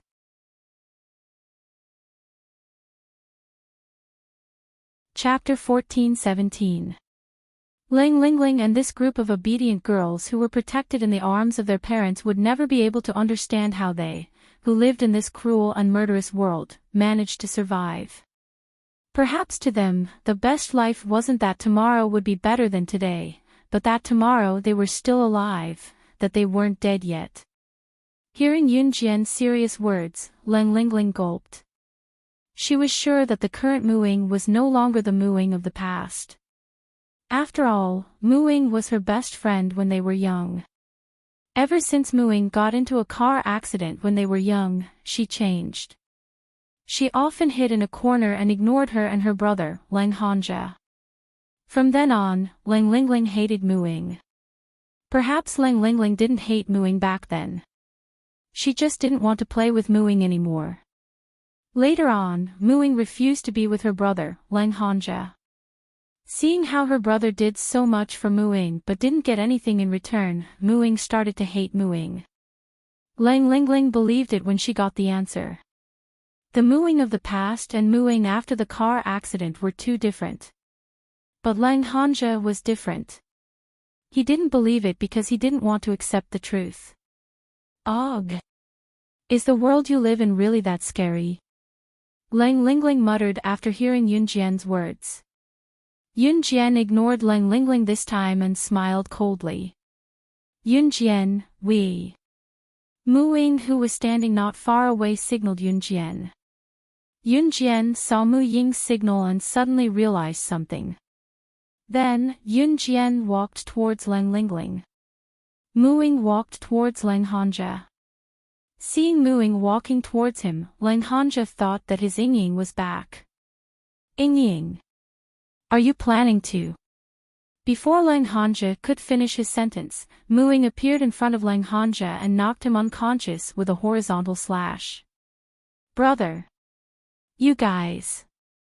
Lang Lingling was so shocked by the sudden turn of events that she let out a cry. Just as she spoke, she was knocked unconscious by Yunjian. Lang Hanja and the others fainted. These people's memories could not be kept, especially since they already knew that Yun Jian was the top secret agent in the international secret agent ranking, slaying God. After the group of people were knocked unconscious, Yun Jian took out 3 bottles of chemical solvent from her bag. The liquid in these bottles was a new liquid called the 3-hour amnesia liquid that Qing Yu had recently developed. As long as a person drank a little of this liquid, they would forget everything that happened 3 hours ago. This was Qing Yu's latest product and it was one of a kind in the world. She did not sell it but gave Yun Jian 3 bottles. Yun Jian's identity as the top secret agent ranking, slaying God, was exposed. Not only would Lang Hanja and the rest have to forget about it, even the group of people who came with the tour group would have to forget about it. Therefore, after knocking out Lang Hanja and the rest, Yun Jian gave each of them a drop of the amnesia liquid. She then got Mad Dragon to knock out everyone in the tour group and gave each of them the 3-hour amnesia liquid. They were very close to the entrance of the Amazon forest, so they were not afraid that no one would notice them if they were knocked out. Yun Jian only used 1/3 of the 3-hour amnesia liquid from one of the 3 bottles. By the time Yun Jian rescued the savage from the Wildlife Research Institute nearby and brought him back to the tribe, it was already evening. Lang Hanja and the rest, including Dan Qingjie and the tour group, were all knocked out. It was obvious that they had forgotten everything that happened 3 hours ago.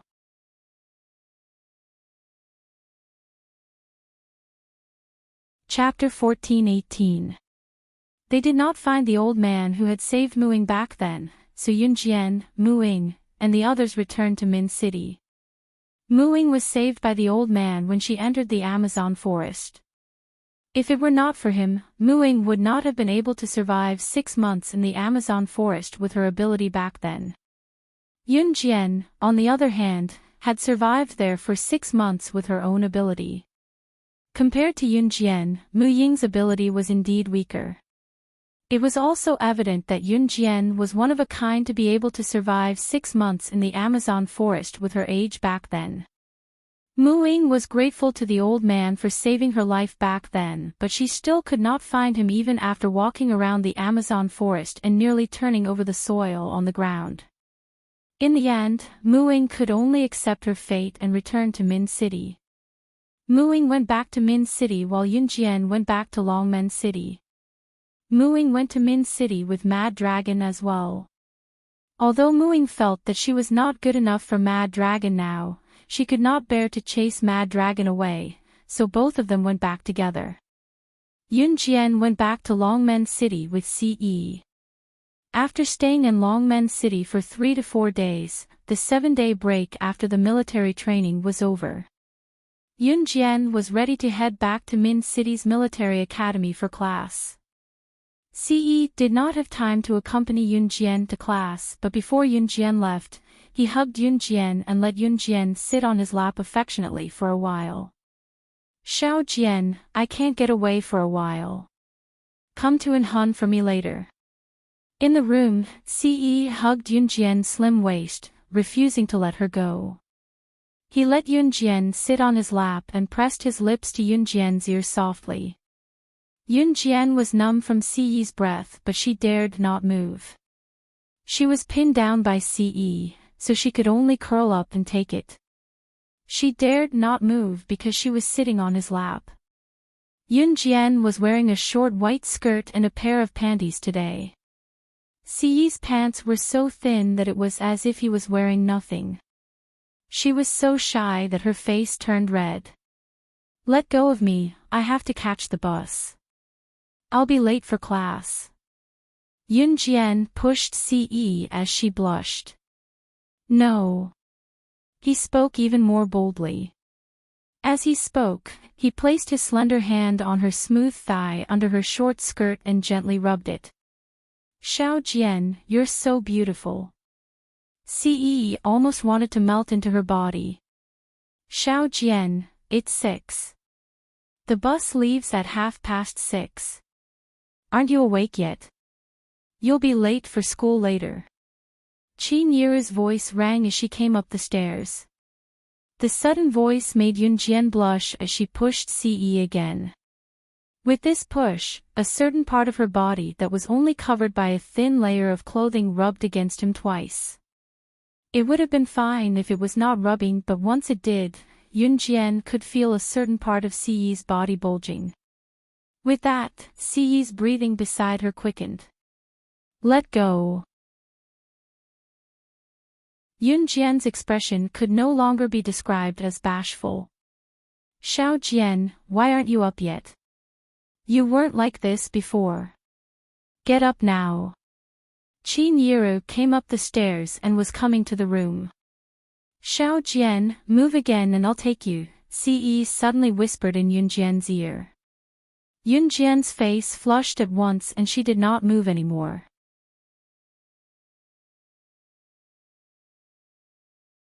Chapter 14:19. Just as Qin Yiru opened the door, she saw Yunjian standing in front of her in a white miniskirt. Her daughter was looking at her with a blushing face. Xiao Jian, what's wrong? Qin Yiru was surprised.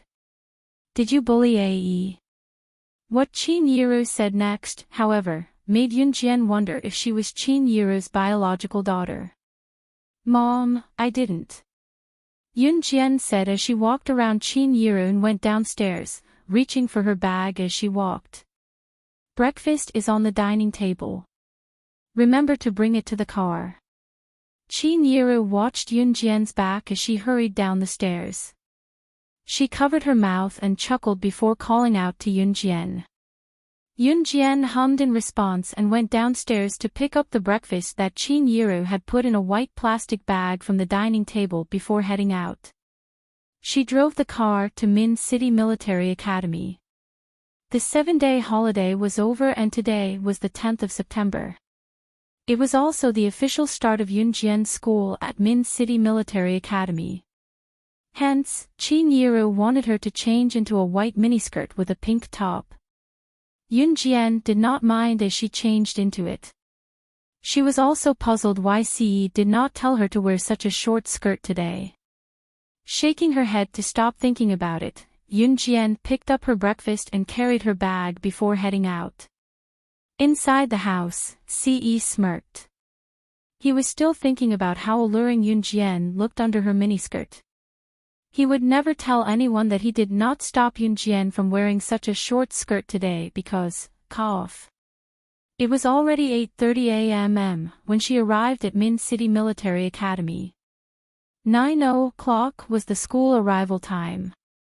Considering that the students came from far away, the school purposely allowed them to arrive before 9 o'clock on the first day.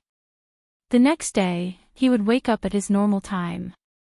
Yunjian attracted a lot of attention as soon as she arrived at school. She still had her hair tied up in a high ponytail, but she wore a white short skirt and a pink top.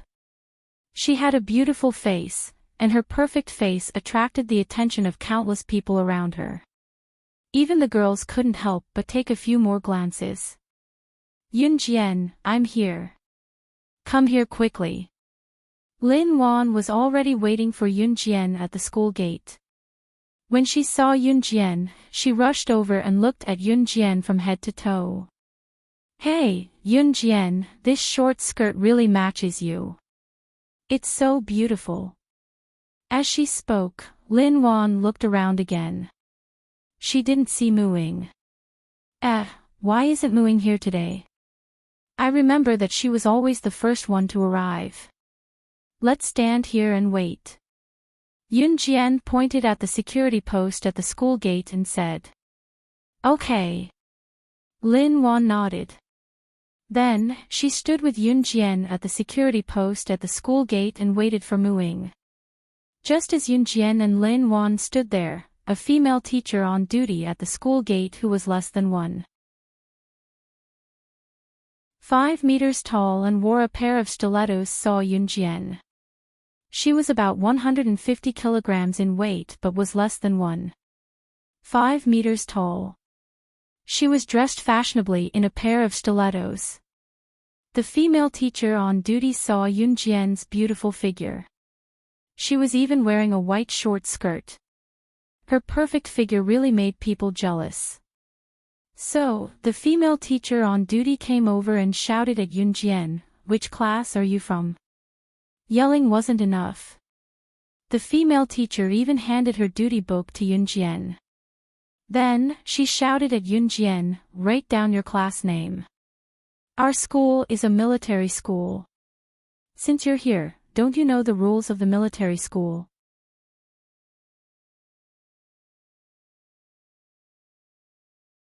Chapter 14:20. The female teacher's voice trembled as she spoke. Her breasts were very big, and they kept trembling as she spoke. The female teacher's breasts were very big, but the fat on her abdomen was even bigger. As her breasts trembled, the fat on her abdomen trembled even more fiercely than the fat on her breasts.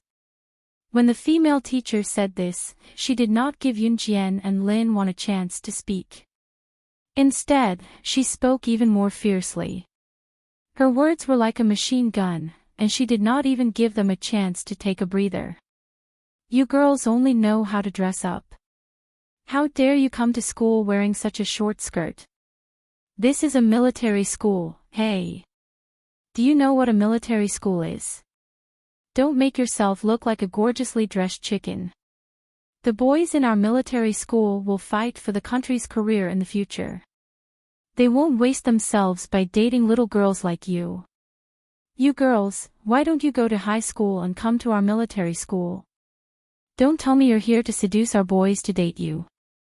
The female teacher on duty was getting more and more ridiculous with her words.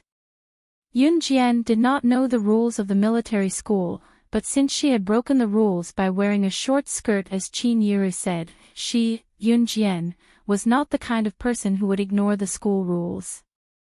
Yunjian had already taken the duty book and pen from the female teacher on duty. She planned to write her name and class on it. Since she had made a mistake, she was not the kind of person who would not admit it. However, this female teacher acted as if she had killed someone. She had not stopped talking since she spoke. This made Yunjian, who was about to write her name and class on the duty book, stop. "Hurry up and write. Write your name and class on it. You broke the school rules, so you should be deducted points." The female teacher on duty saw that Yunjian had stopped writing, so she frowned and urged her. "Teacher, this is our first offense, and we are freshmen. We have not learned the school rules.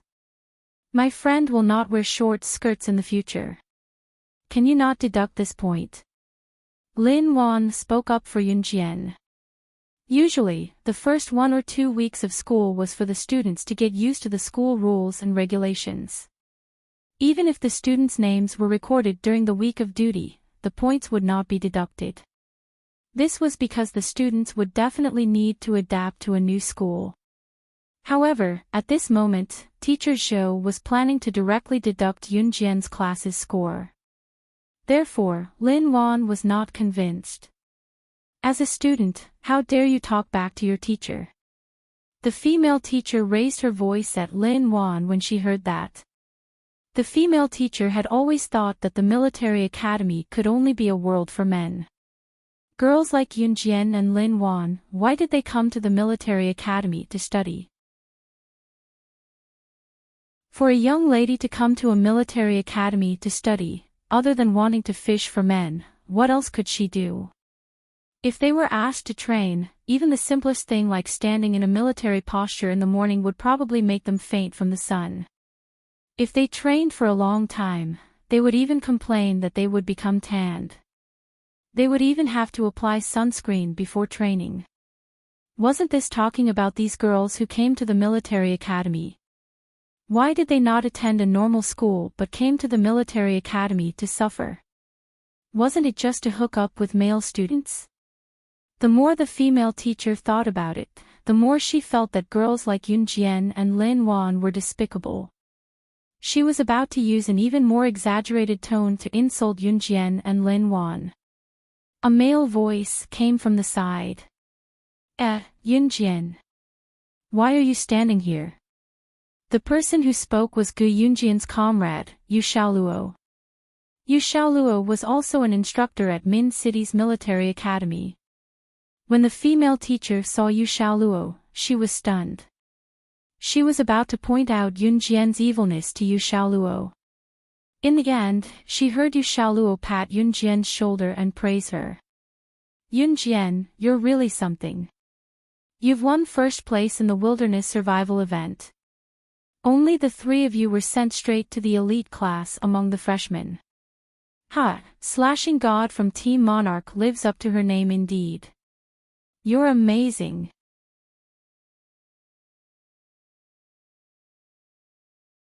Chapter 1421. The news of Team Monarch slashing God entering Min City's military academy as a freshman had spread like wildfire in the academy. Even if the female teacher did not pay attention to the news, she would have heard about Team Monarch slashing God's impressive feats from others, not to mention that she was a snobbish teacher. The female teacher liked to hang out with other teachers in school and gossip about the male instructors and female teachers' family matters. She would also gossip about the new talent in the school and whether the talent had a backer. When she saw Yunjian and Lin Wan earlier, the female teacher instinctively assumed that Yunjian and Lin Wan were the kind of girls who came to the military academy to seduce the boys. She assumed that they came to the military academy for that. The female teacher hated girls who had no power or influence, had a better figure than her, dressed up to the nines in the military academy, and swaggered around the boys like chicks. Moreover, the school's rules clearly stated that female students were not allowed to wear short skirts. Using that as an excuse, the female teacher caught Yunjian and planned to give Yunjian a good scolding. That was what the female teacher thought and did. She wanted to teach Lin Wan, who was beside Yunjian, a lesson as well. However, she did not expect Yu Xiaoluo, Instructor Yu, to appear here. Instructor Yu was widely recognized as a young and promising instructor in the school. He was young and a very capable instructor. The female teacher wanted to use that as an excuse to criticize Yunjian in front of Instructor Yu so that he could help her teach Yunjian a lesson. However, Yu Xiaoluo walked up to Yunjian and patted Yunjian's shoulder, saying what he said earlier. Team Monarch slashing God. Before Team Monarch slashing God entered Min City's military academy, she had already caused a stir among all the instructors in the school. She had even caused the instructors to fight for her to join their team. A few days ago, she even won first place in the military training's outdoor survival event and was directly admitted to the elite class with two other girls. It was said that on the last day of the outdoor survival event, she represented Min City's military academy and destroyed the pride of Wulin Military Academy, which had always been at odds with Min City's military academy. Now, in Min City's military academy, slashing God was the symbol of a legend. Even the instructors and teachers in the school could not help but feel respect and they heard the word. What more a mere female teacher like her? The female teacher on duty's face dropped to the freezing point. Yu Xiaoluo didn't know what the female teacher had just done. After hearing the female teacher's words, he laughed out loud and then responded to the female teacher. That's right, the killing god that everyone in our school is talking about is her. What do you think? Are you surprised? When I saw her this morning, I had the same reaction as you. I thought she was a weak little girl, but who would have thought? As soon as Yu Xiaoluo finished, the female teacher's face turned as red as a chili pepper. Not only did she suspect Yunjian, she even tried to make things difficult for Yunjian. However, the female teacher was also a person who changed her face faster than flipping a book. When she heard that Yun Jian was slashing God, she immediately turned to look at Yun Jian and put on a smiling face that almost squeezed her wrinkles together. So this beautiful girl is slashing God. I really didn't expect that, haha. As she spoke, the teacher looked at her watch and told Yun Jian with a grin, "Students, go to class. 9:00 in the morning is considered as being late. Go now. It'll be bad if your homeroom teacher catches you being late."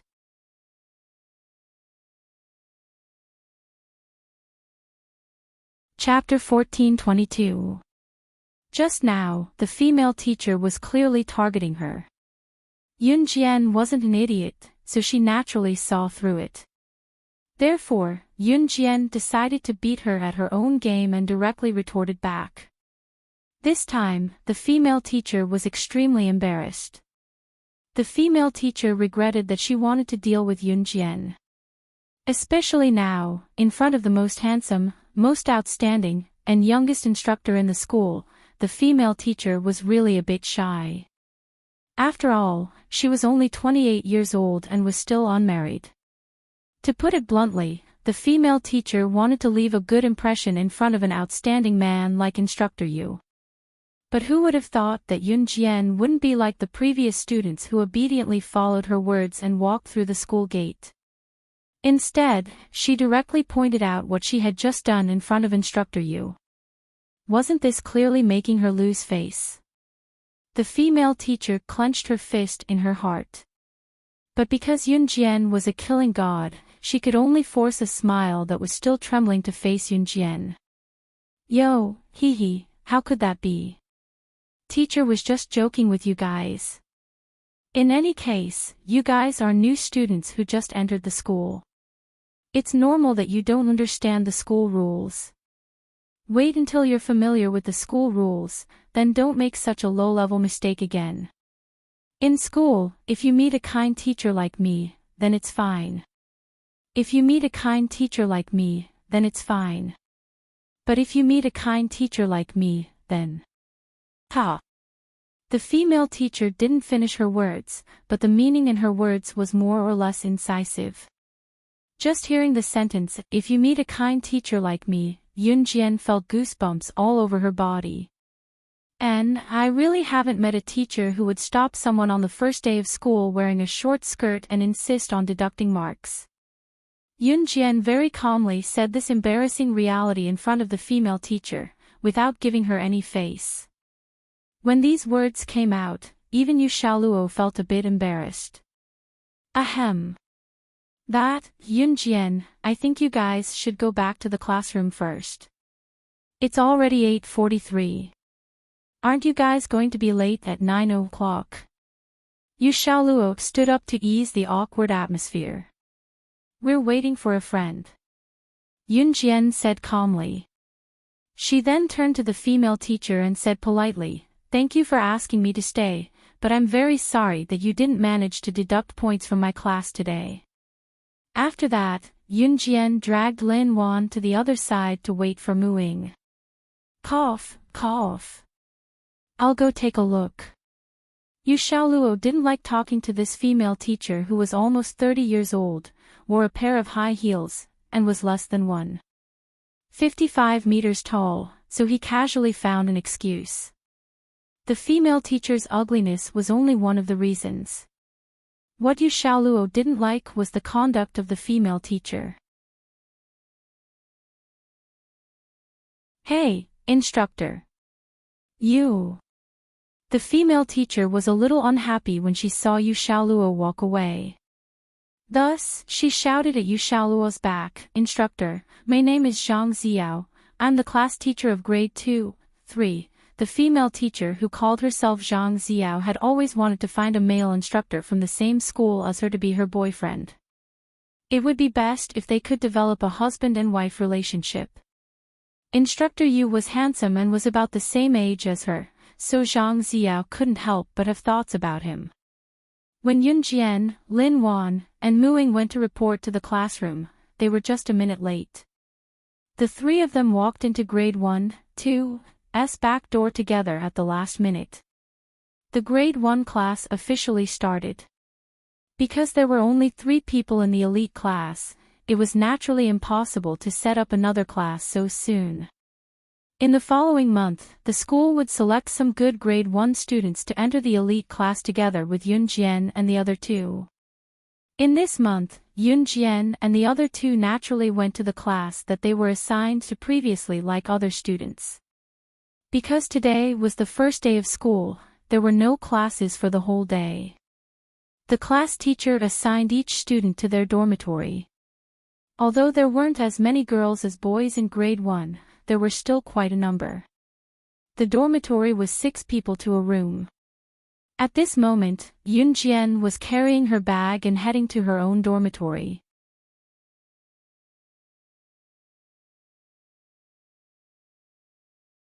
Chapter 14:23.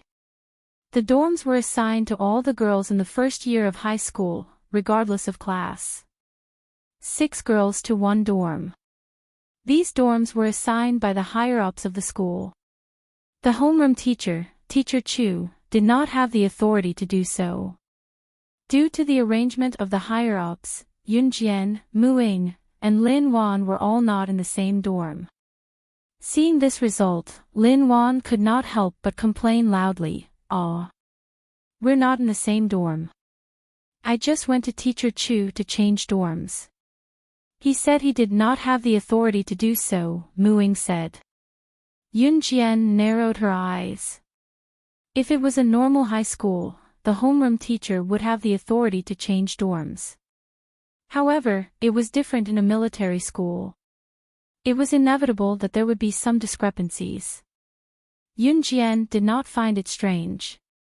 At this time, on the way to the dorm building, Lin Wan leaned over to Yunjian and asked softly, "Oh right, Yunjian, which dorm are you in?" 602, Yunjian replied. "Wow.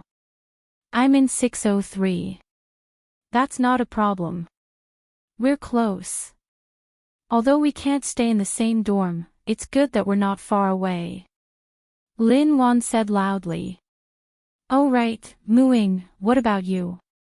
Lin Wan turned her head and asked Muing. "I'm in 603 like you," Muing said. There were actually only a few girls in the first year of high school. At most, they could form a class of 30 to 40 people. However, sometimes the probability was not high. When they were assigned dorms, they could not be in the same dorm. "Hey, how nice would it be if the 3 of us were in the same dorm?" Lin Wan sighed again. "It's okay. I can go over anytime," Yunjian said indifferently. "Hey, Yunjian, didn't the teacher say that our school rules state that students cannot casually sleep in the same dorm? You can't go to other people's dorms." Lin Wan pouted. "Then I'll sneak over." Yunjian's lips curled into a smile. Then, she walked towards the dormitory building ahead of Lin Wan and Muing. Muing and Lin Wan both smiled. Both of them had never seen Yunjian joke before. Now that they saw Yunjian grinning, they were both stunned. But soon, Muing and Lin Wan followed. The 6th floor of the female dormitory building. Room 602. Lin Wan stood in dorm 603 and looked at Yunjian reluctantly. In the end, she was pulled into her room by Muing. Yunjian tilted her head and smiled faintly. Then, she carried her bag and walked into room 602. As soon as she entered the room, Yunjian's roommates who had arrived at school were all in place. They were all sitting on their beds and tidying up their beds. When they saw Yunjian walk in, one of the girls standing at the door grinned at her but didn't say anything. Yunjian walked in with her bag on one shoulder. She had just walked into the room when suddenly, something fell from one of the beds. So annoying. "I already said that I don't want to go to school in this damn place. Great, I didn't even bring my teddy bear. Without it, I can't sleep." It was a girl wearing a princess dress and dressed like a doll. She was sitting on the upper bunk bed. She was rummaging through her bag. Seeing that there was nothing in her bag that she wanted, she became impatient and threw a teacup from her bag onto the bed. Yoonjian had just entered her dorm when she was hit. Ah! Someone came in. One of the girls couldn't help but exclaim when she saw Yoonjian walk in and the teacup just happened to be thrown at Yoonjian. The other girls were slightly frightened. However, they saw that after Yoonjian sensed the danger, she reached out and caught the teacup that the girl in the princess dress had thrown from the upper bunk. Yoonjian didn't even look up and caught it. You're tuning into the LoveLore Library YouTube channel. We're so grateful for your support and don't forget to subscribe to join us on this incredible journey through captivating stories. Your generosity through donations truly makes a world of difference, as it's the primary source of revenue that allows me to expand and enhance this channel for you. Thank you from the bottom of my heart for being a part of this adventure.